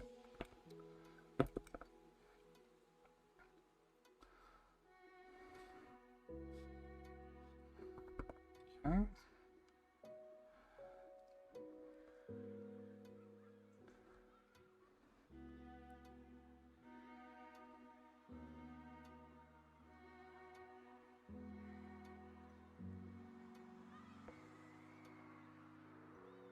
Okay, so that's column 2.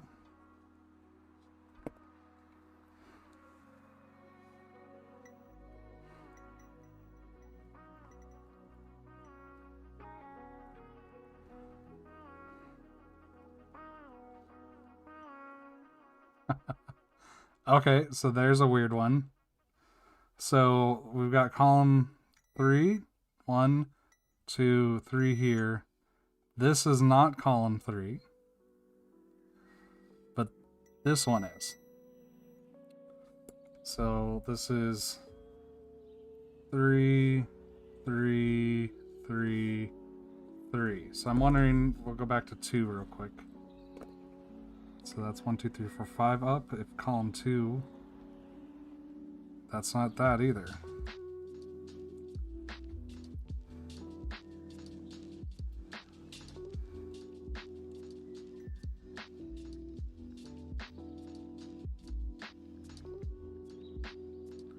That is. 4th pin up, column 2. Okay. So this is column 2.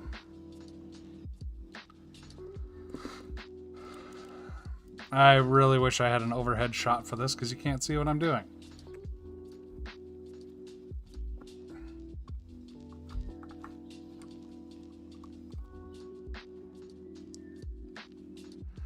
Okay. Let's see if I can do a better job at this here for the camera. Okay. So then what we want, so we've got column 3 mapped. Column 4, which is the second to bottom pin here. So column 4, 0, 1, 2, 3, 4.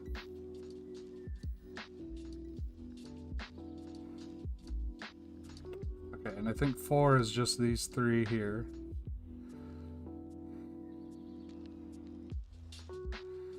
Okay, now let's go column 5, which is on the other side of the controller. And it's the 4th pin up from the bottom. 1, 2, 3, 4. So we've got 5.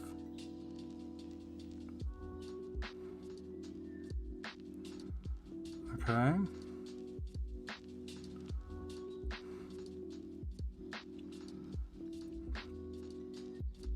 So 5 is just these 3.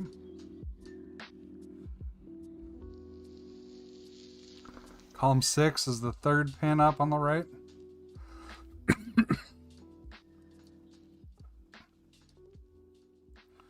And should map to here, here, here.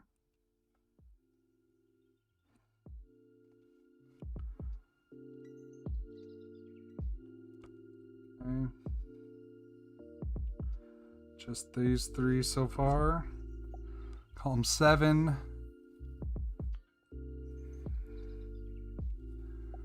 is 2nd pin on the right.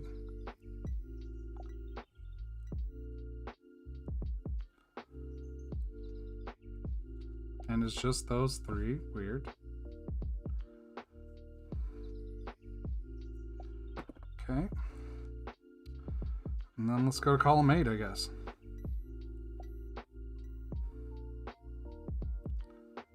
Okay.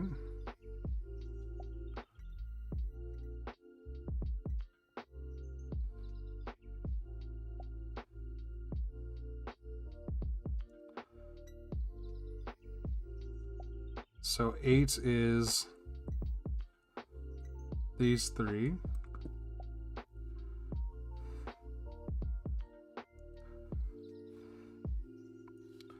And that one.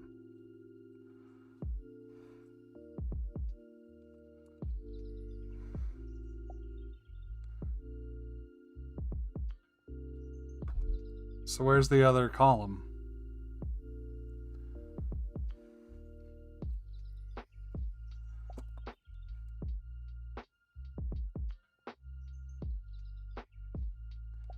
Where does this route back to? Here.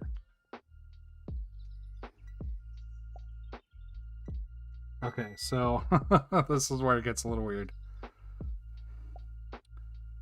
So this pin, which I believe is column 6, goes to this here. So this is column 6.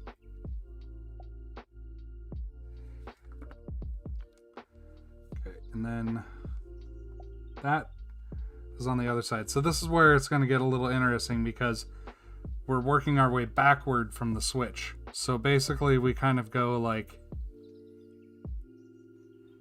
put it on the switch and then tap a controller pin until we get continuity.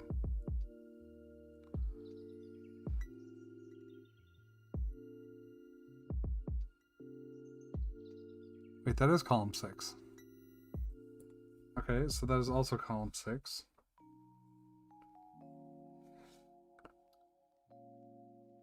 But how? There's only 5 rows. Or 4 rows.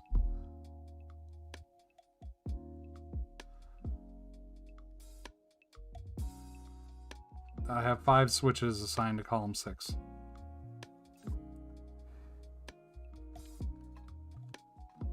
That one. That one. That one.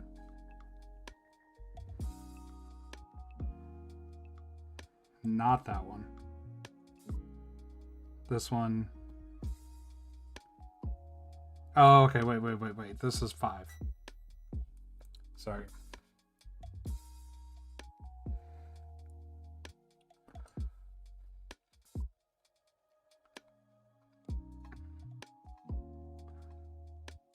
So this is 5.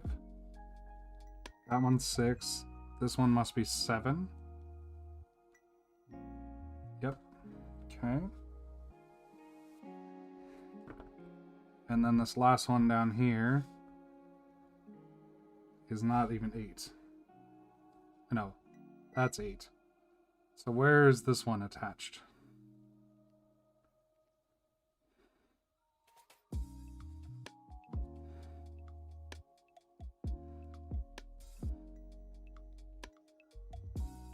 Okay. That one's column 4. Wow. Okay. And then I'm going to assume that the rows are all straight across. That it's just the columns that are weird. I mean, I guess I can test it real quick. It won't take long. So what I've got here is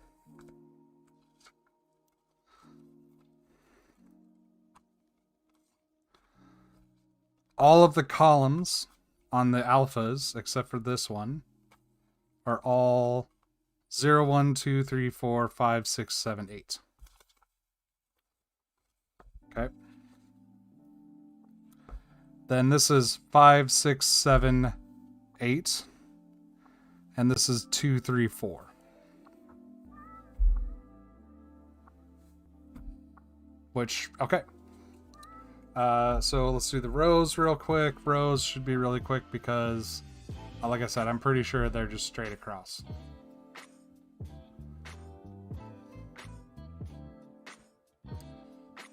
So 5th down from the top. 1, 2, 3, 4, 5.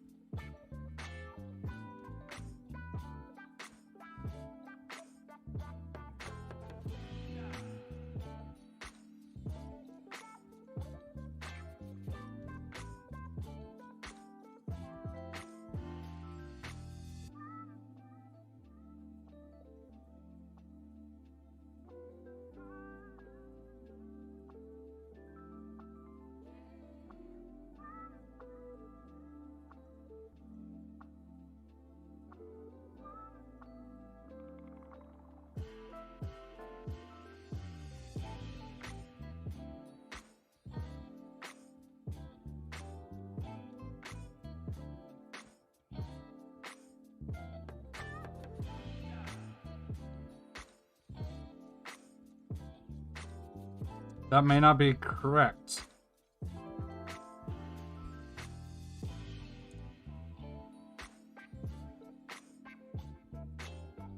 So I've got 5th down from the top. 1, 2, 3, 4, 5. Yes. Yes. Yes.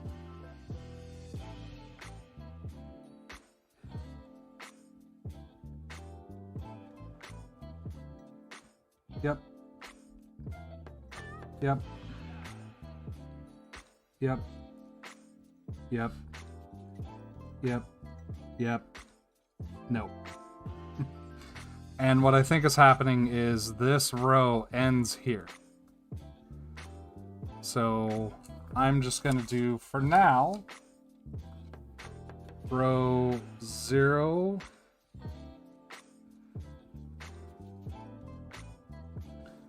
0, 0, 0.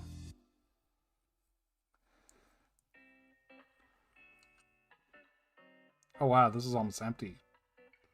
Somehow. Okay, I'm gonna switch pens.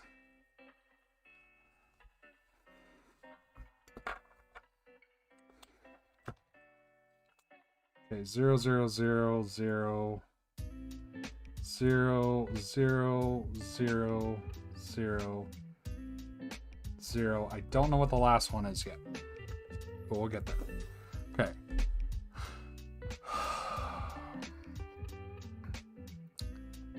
Row 1 is 6 down, so 1, 2, 3, 4, 5, 6. Yep.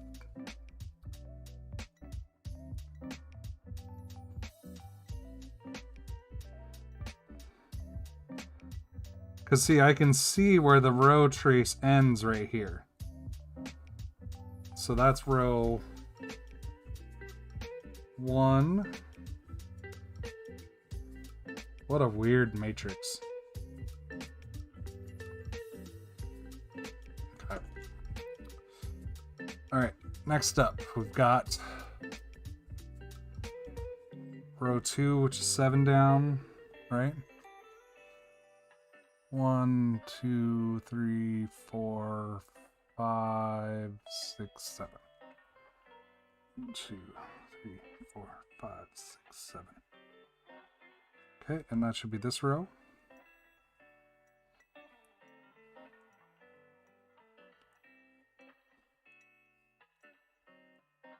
Okay, so it goes all the way across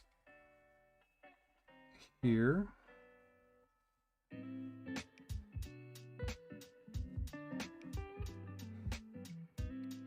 Okay, and I see why the end one doesn't go all that way, because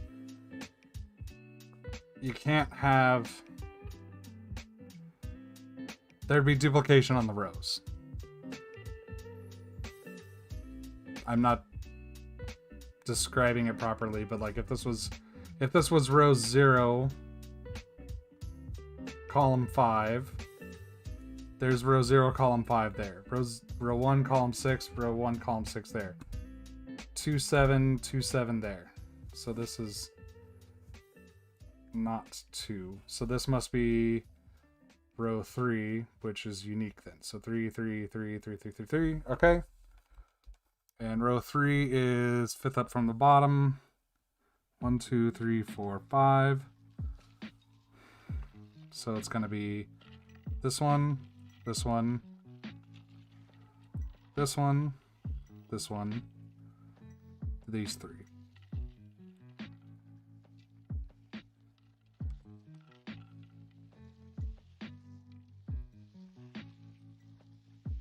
Okay.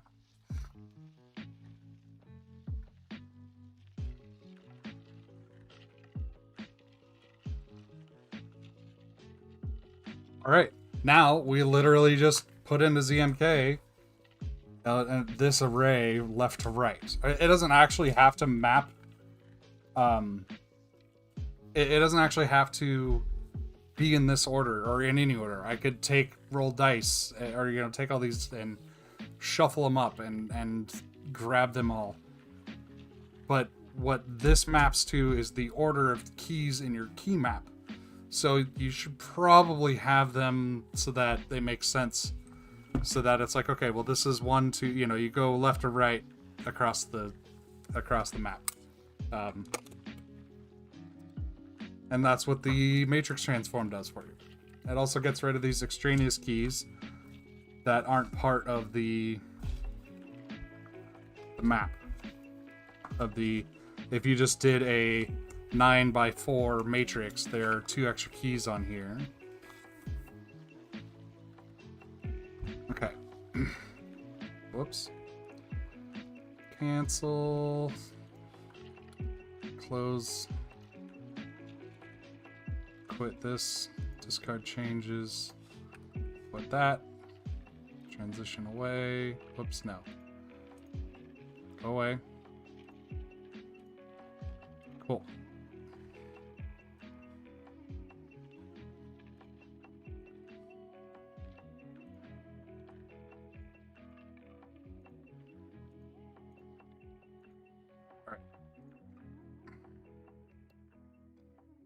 Let's go back to our key map here. So we've got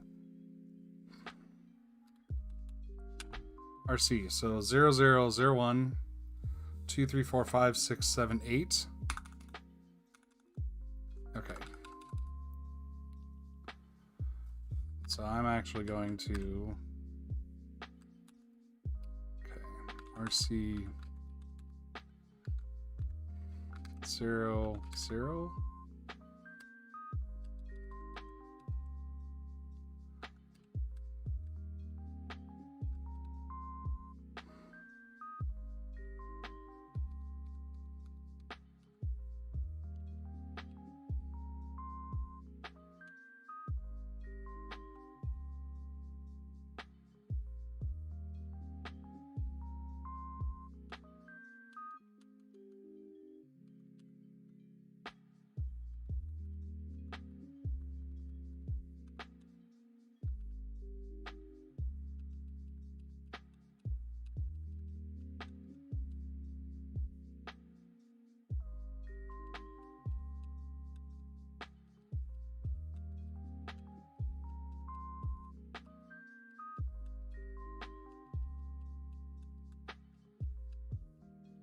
Okay, and this is 3, 5.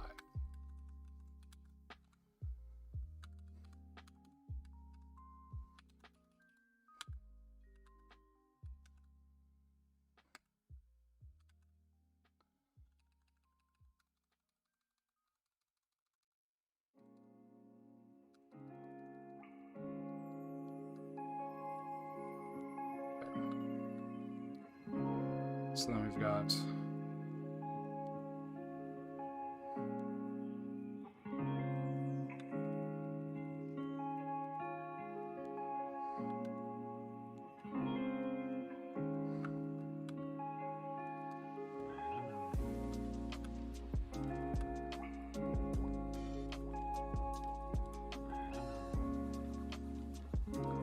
then 3, 6.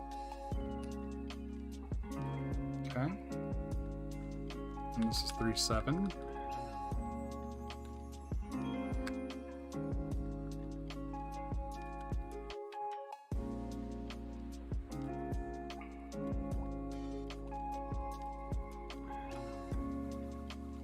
Change that back to 0.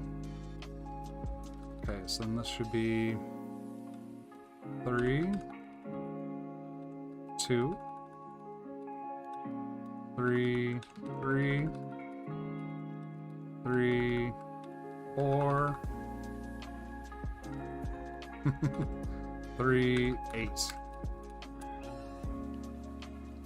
Seems about right.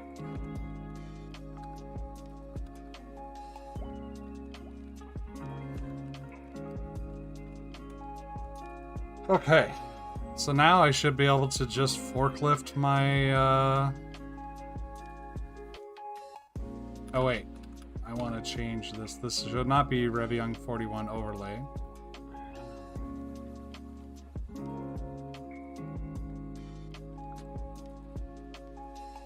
It should be... Okay, I screwed something up here, hang on. I want to change, I want to take this. Okay. Go to the Reviung34 overlay.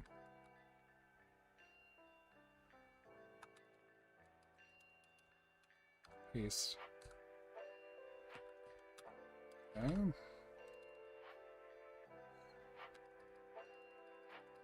I'm going to abandon that change.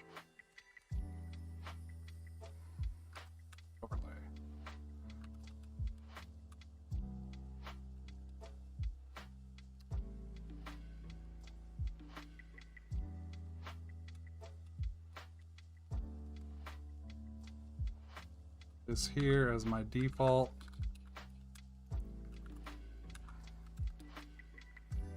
Oops.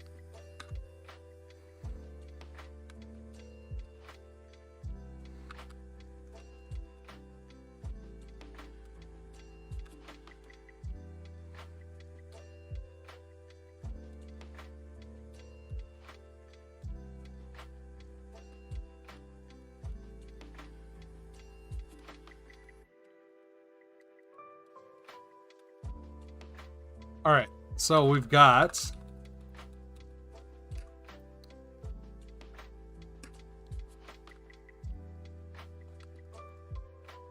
a bunch of files here. So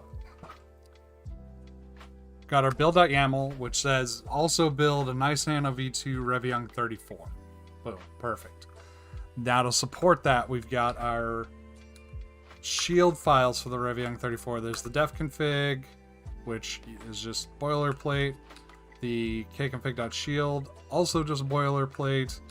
The reviung34.conf, which is boilerplate, and in this case empty, because we have no specific configuration for the Reviung34.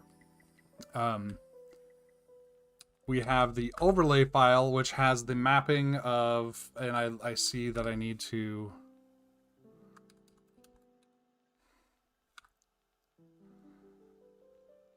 ARF. Okay. Hang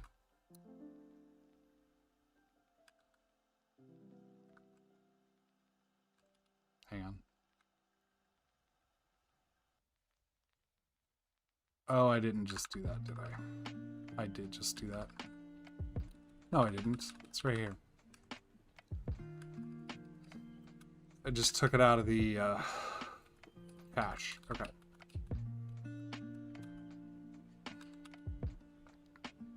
Alright, so we've got the overlay file, which has the pin mapping down here. And then has the actual matrix transformation here. Okay, and I thought I saved that file. So let's do that again.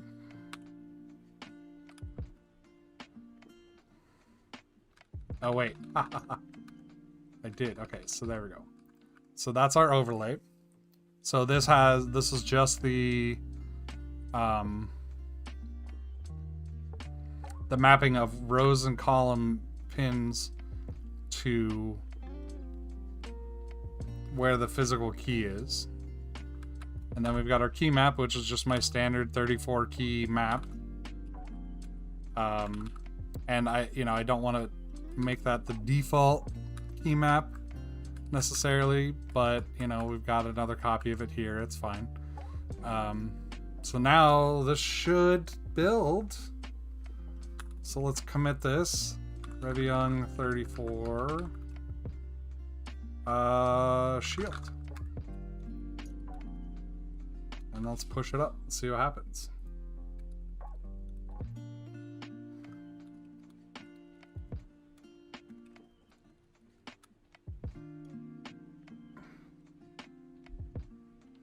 Actions.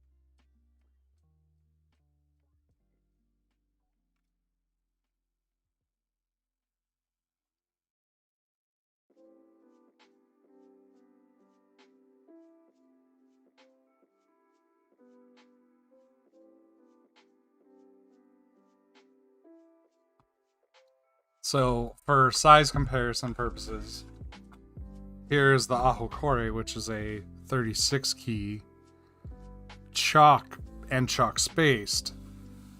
This is the 34 key Reviung33. It doesn't have this big open patch in the middle, and this has a little slight more angle on it.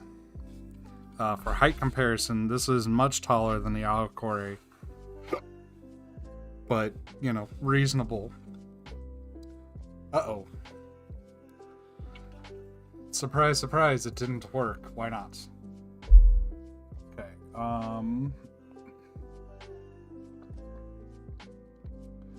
build version is undefined. Device tree, label or path, Kscan not bound. Okay. It's because it's Kscan 0 on the Nice Nano, I think.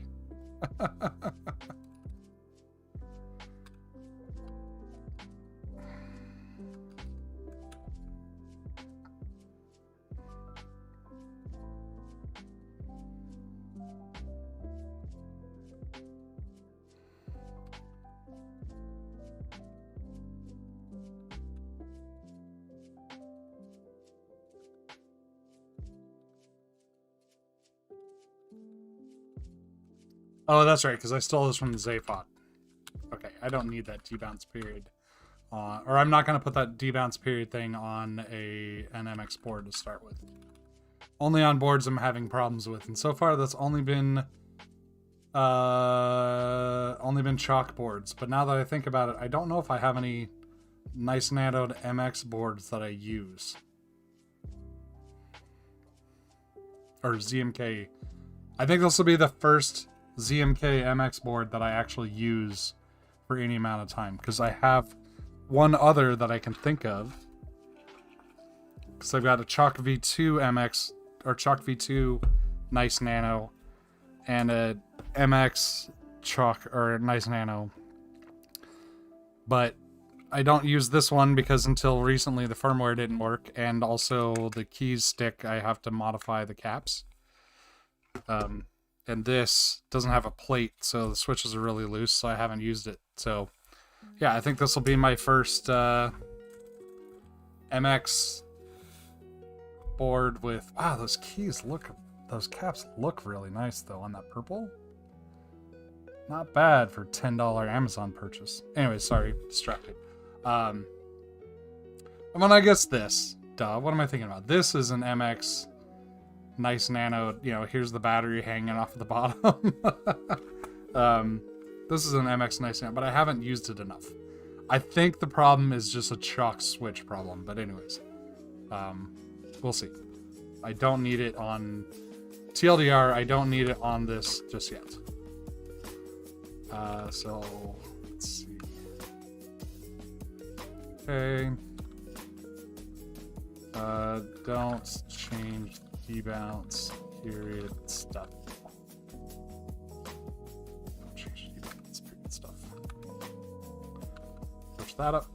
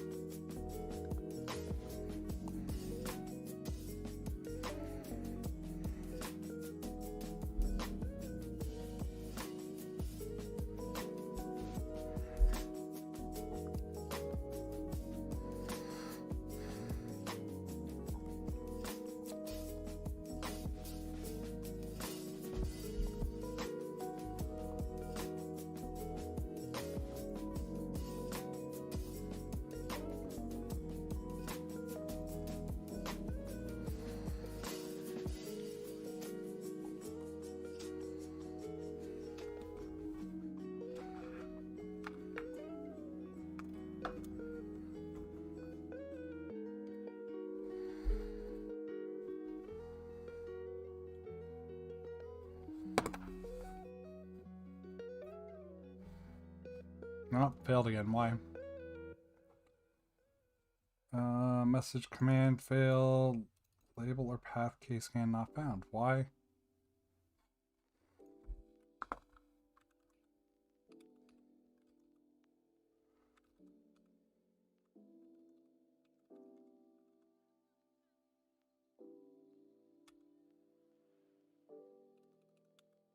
Because I had it in 2 places and I only changed the one. Okay.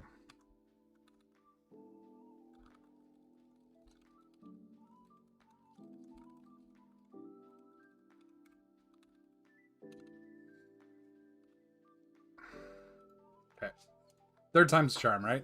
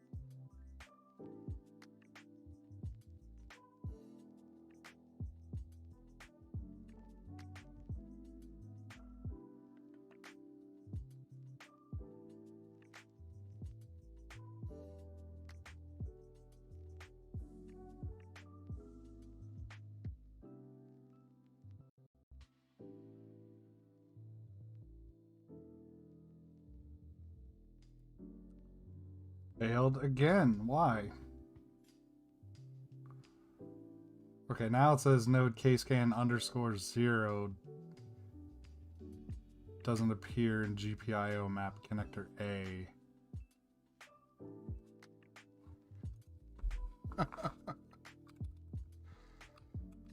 Okay.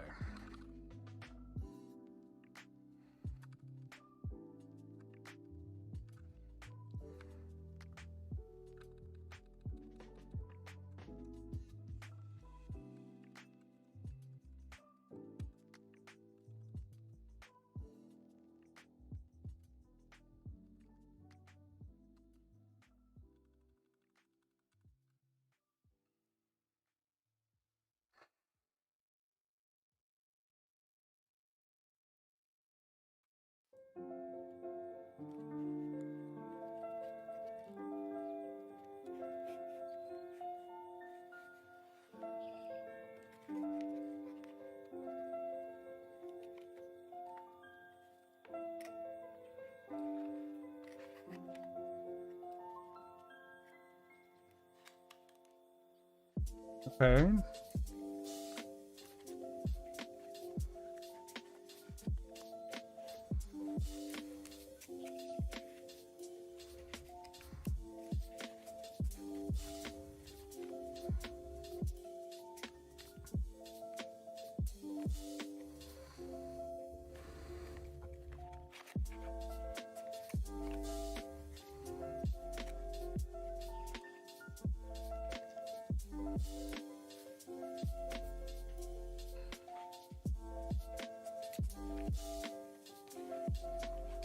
Okay, I think in order to determine what this is saying, I need to look at the DTS file itself. So node kscan underscore 0 and nice nano DTS pre.temp. Doesn't say what line, it just says the node.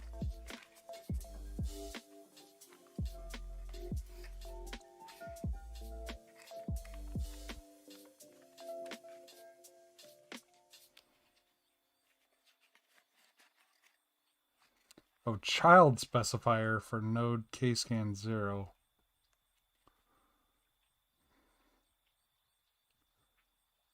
Does not appear in property GPIO map.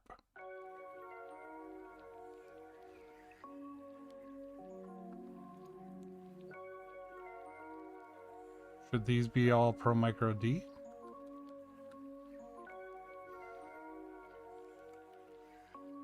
Child specifier node kscan 0.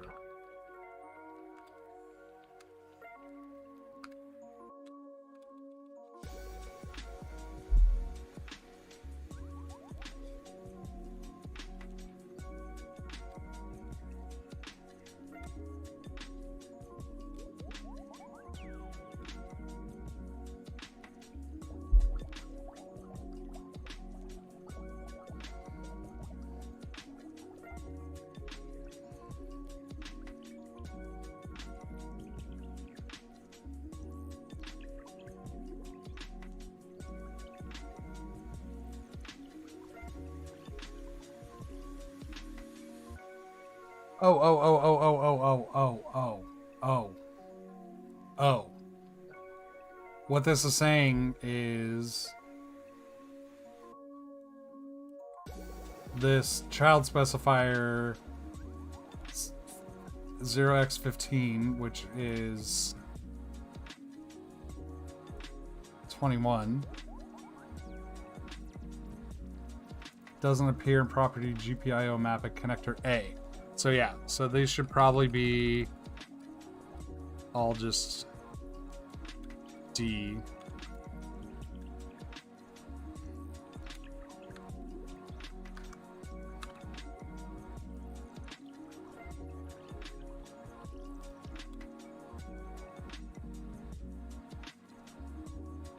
And if you're not sure what that means, the Pro Micro compatible footprint has analog and digital pins. Some of them can be both. Not all of them can be both. But I'm pretty sure they can all be digital.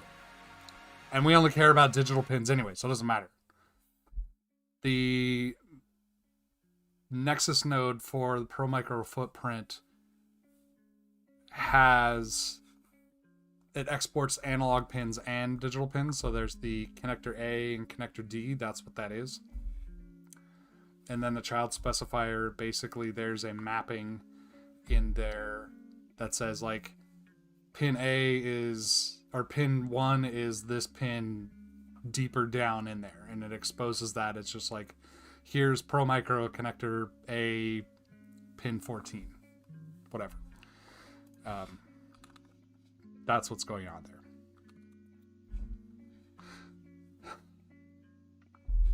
So if we go to, while this is building, because it'll take a few minutes.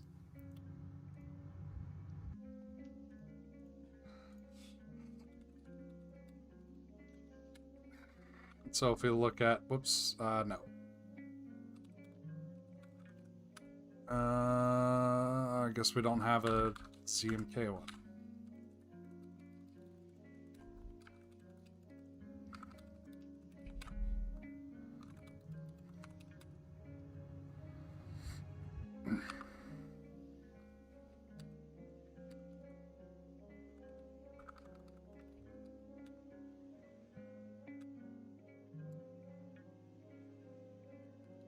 So if you search this for connector A and look at the nice nano, so this is basically what it's saying. Yeah, there is no A21 because the number that it's looking for is this one. It only has 0, 1, 2, 3, 6, 7, 8, 9, 10. So there's not even a 4 and a 5.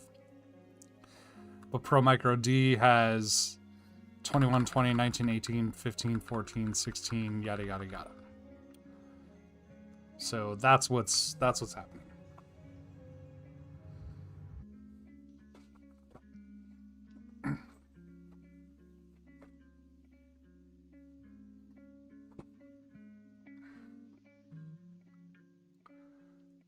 Oh, well, it didn't fail yet, so it's getting past something. It's probably past, like, the fact that other boards have finished means that it's probably past the DTS compilation. And there we go. So we have our nice Nano V2 firmware down here. Or will in a moment. So let's get rid of this hill. Get out some tweezers so I can push the reset button.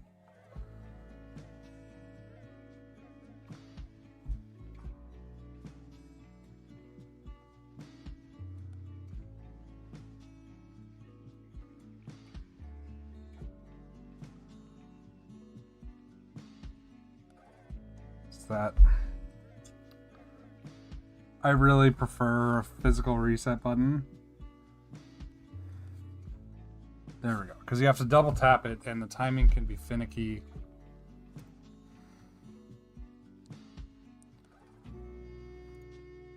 Firmware. So there's our Reviung33 nice Nano V2. You can't see any of this. That's fine.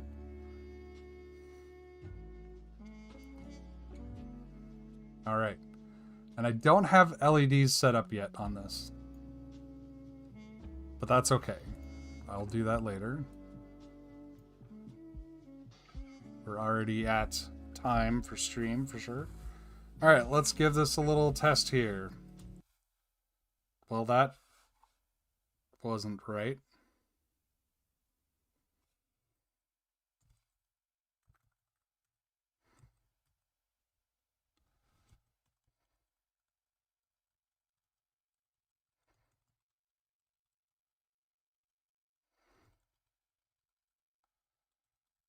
Okay, well, something is weird. Okay,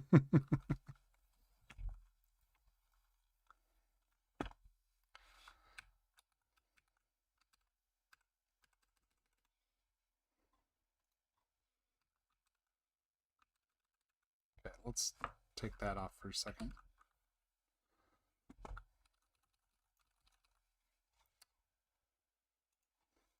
Why is this not working now?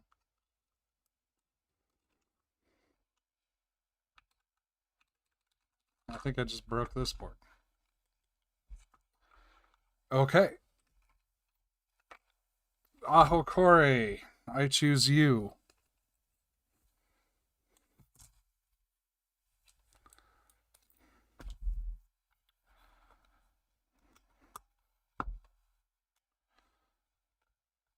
All right. That's working fine. I think I broke a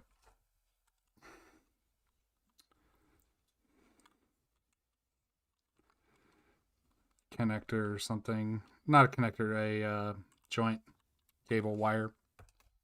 It's a really kind of fragile keyboard because the guts are just hanging loose. So, yeah. So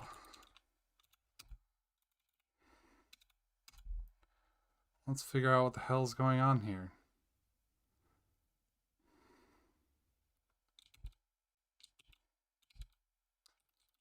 You don't see it, but when I was trying to type, it closed Safari on me. Let's see. So now I'm in the process of getting Safari going again. That's why the music died, because Safari quit.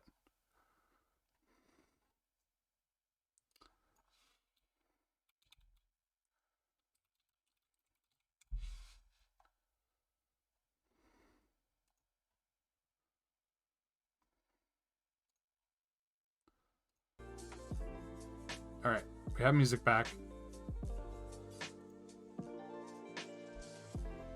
And we have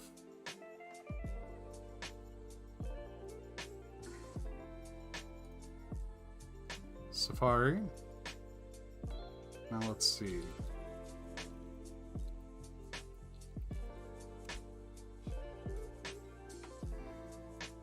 Oh.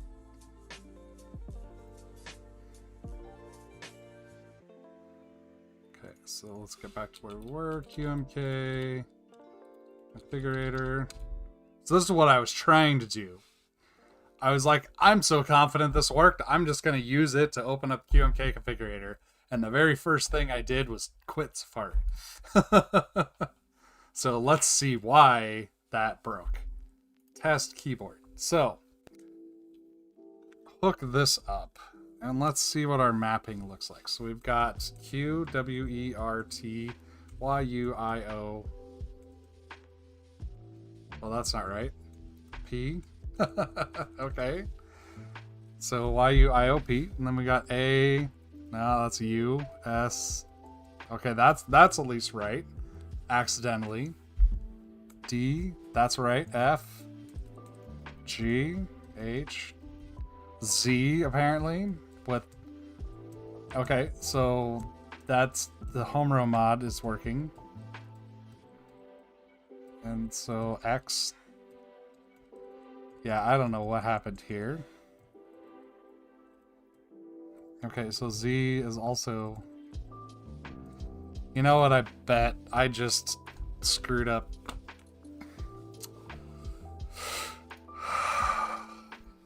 Okay. Let's go over here.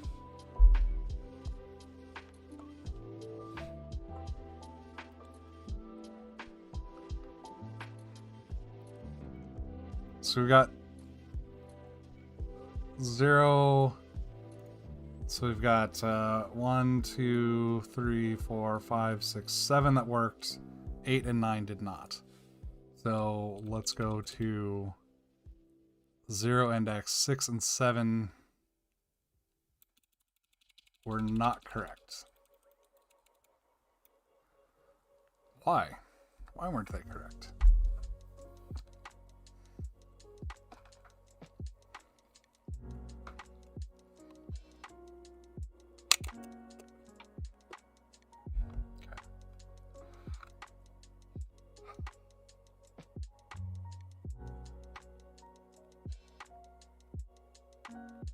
Now we gotta find our schematic again. Oops, not minimize that. Okay, iCAD. Plus that schematic. Okey-doke. Okay, so the problem. So, okay. Let's do one at a time. Okay, so Q, W, E, R, T, Y, U, I, and O are wrong. So let's...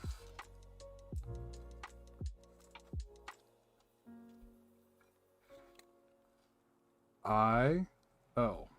Okay. Then P is correct. A is wrong. A is really wrong. S, T, F, G, H, J. Okay, so we got I, O, A, J, K, L.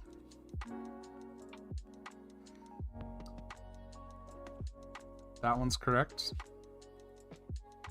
Z, X, C is working. V, B, N, M. Boom, boom. Wait, that's backspace. Which should be here. No, that's tab backspace. Okay, so... Alright, well, let's just do a few at a time. I is for some reason mapping over to S. And what's going to get really confusing is this is Dvorak. So in my key map, like if I look at my key map,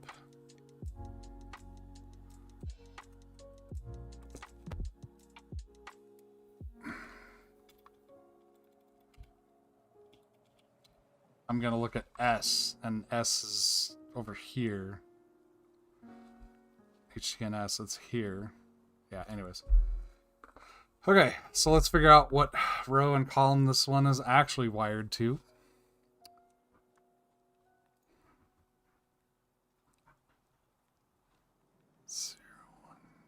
So we got 1, 2, 3, 4, 5, 6, 7, 8, 9, 10. 10, 10, 4. So that's 34 keys.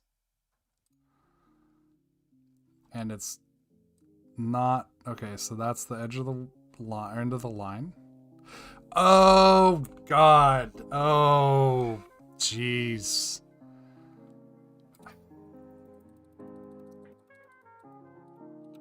Okay, so I don't even know what this is supposed to be. Should this be the number of GPIOs? So this should be columns 8.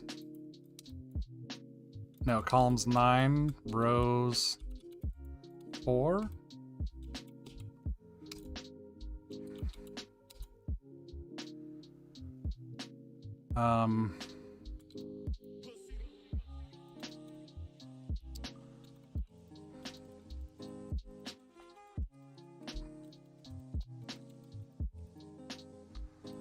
What did I put in for...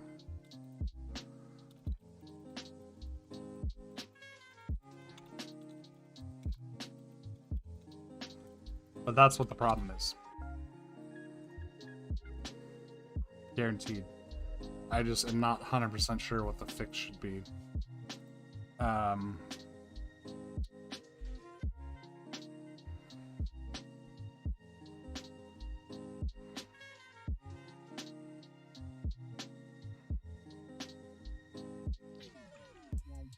Overlay.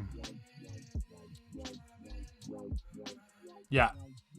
10 and 4. Well, okay. We're just going to roll with that and play with the numbers if necessary.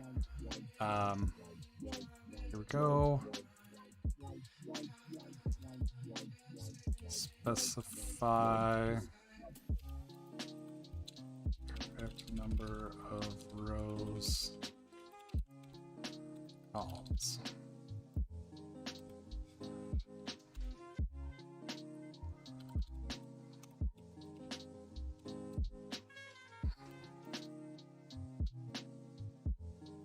We're getting close. We're getting close.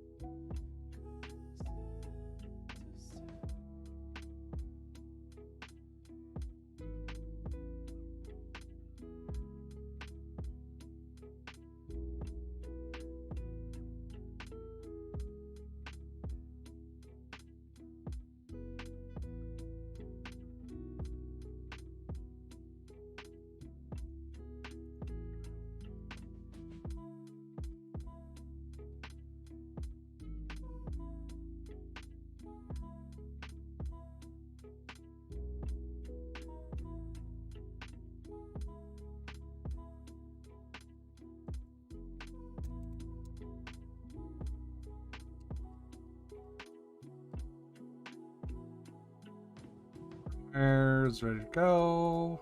Download it again. Do our little tippy tap.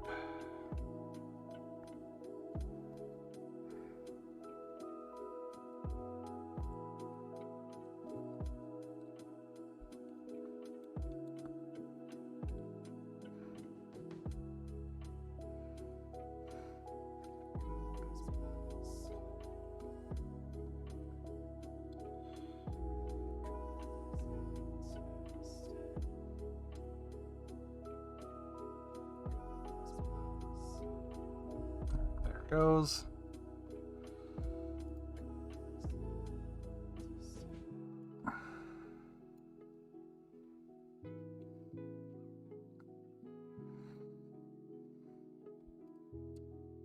UMK configurator.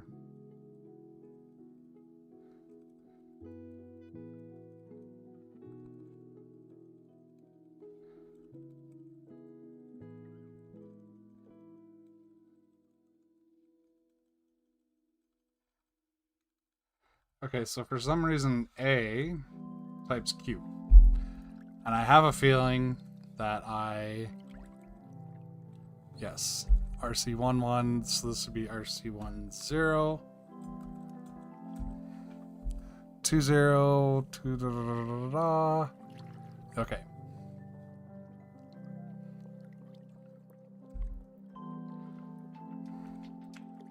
But I can now mostly type on this.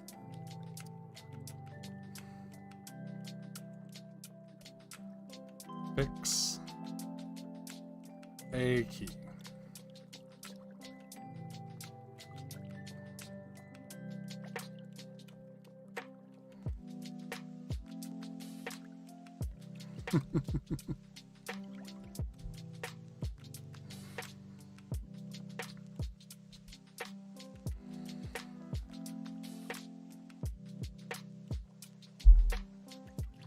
And if this works, I'm gonna call it a day. These Duroc T1s are nice. They feel comfortable.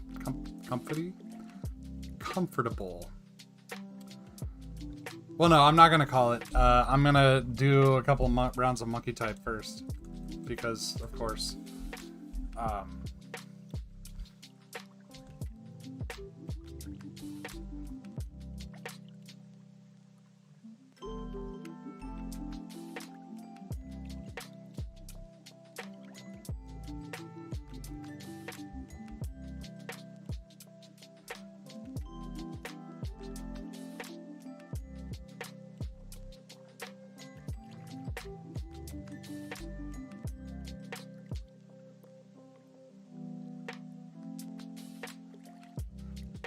So, first impression of them, they're snappier.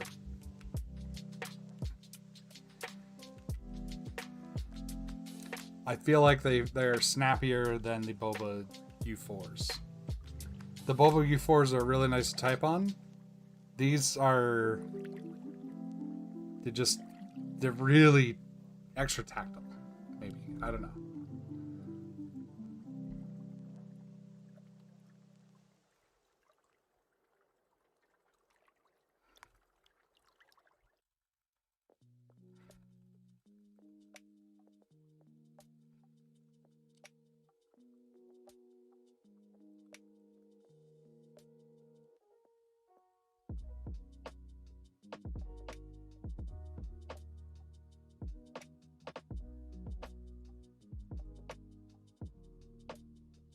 And the WPM and accuracy, of course, is really bad because the A key doesn't work. One of the most heavily used letters in the English language doesn't work on this keyboard. Oops.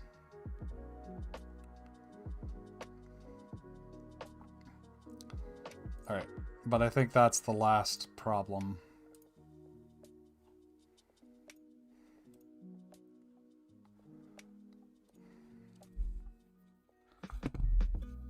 Given that I often don't have a reset button on these boards, I should just map a soft reset key.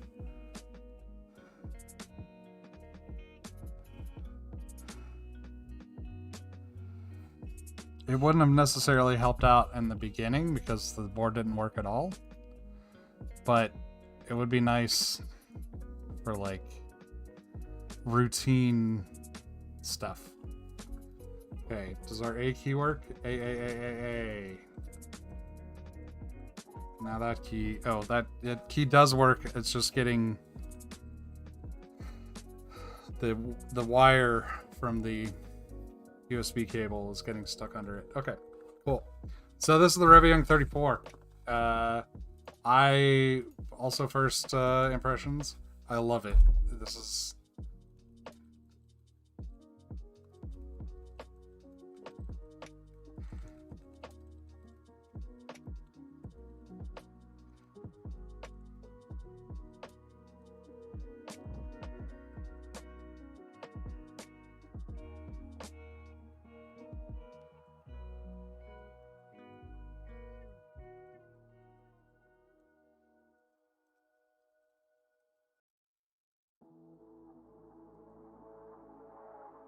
I love it. It's why do I gotta mess with perfection, man? I think that board's getting retired. I think Reviung33 is just my jam.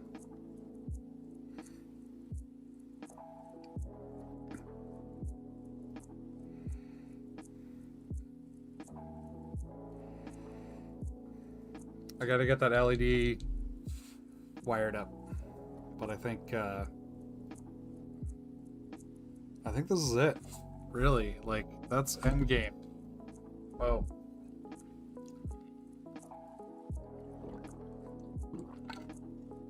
Until next week when I build something else and I'm like, this is my last keyboard I will ever need.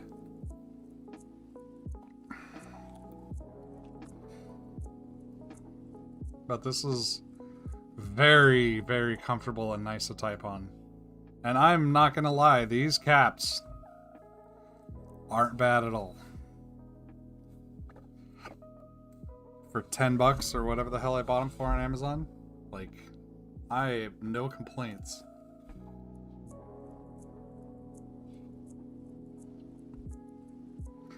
Okay, well, I'm gonna call it.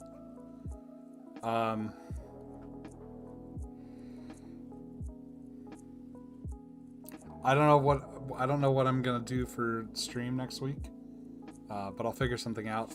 I am going to be in DC in 2 weeks, so there won't be any streams for the weekend of the 14th, which is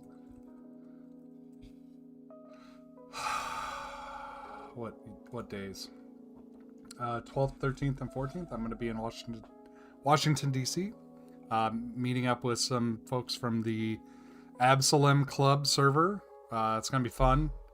We're going to do some keyboard nerding stuff for a couple of hours, eat some good ass food, and then probably do whatever. But since I haven't been to DC since 2000, I decided I'm going to take a couple extra days while I'm there and just explore DC, not just fly in for the meetup and leave kind of thing. So, that'll be fun. Really looking forward to seeing Union Station. Last time I was in DC, we went to Union Station. I was kind of like, whatever, because I grew up in Iowa. Like, we had an Amtrak station, but it was, once a day each direction, and it was always late and stuff. And Union Station in DC, I was like, wow, this is crazy. And now I've been to the biggest train station in the world. It'd be kind of cool to see what going back to Union Station is like. And also just like LA Union Station, just comparing train stations. I don't know, I like train stations. Eating some good food, going to a bunch of museums. Hopefully it won't be too cold, but we'll see. But anyways, I am gonna call it for the day. I am going to work on the ZMK videos this week.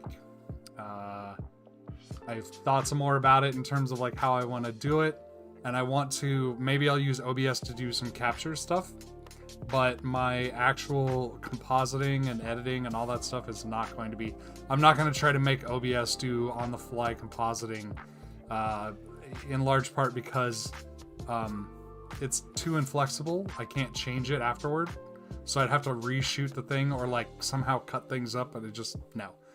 I'll have dedicated videos for the camera, dedicated videos for display, whatever I need to do. And yeah. So look forward to that at some point. And I don't hate this. I don't hate these caps, and I love everything else about it.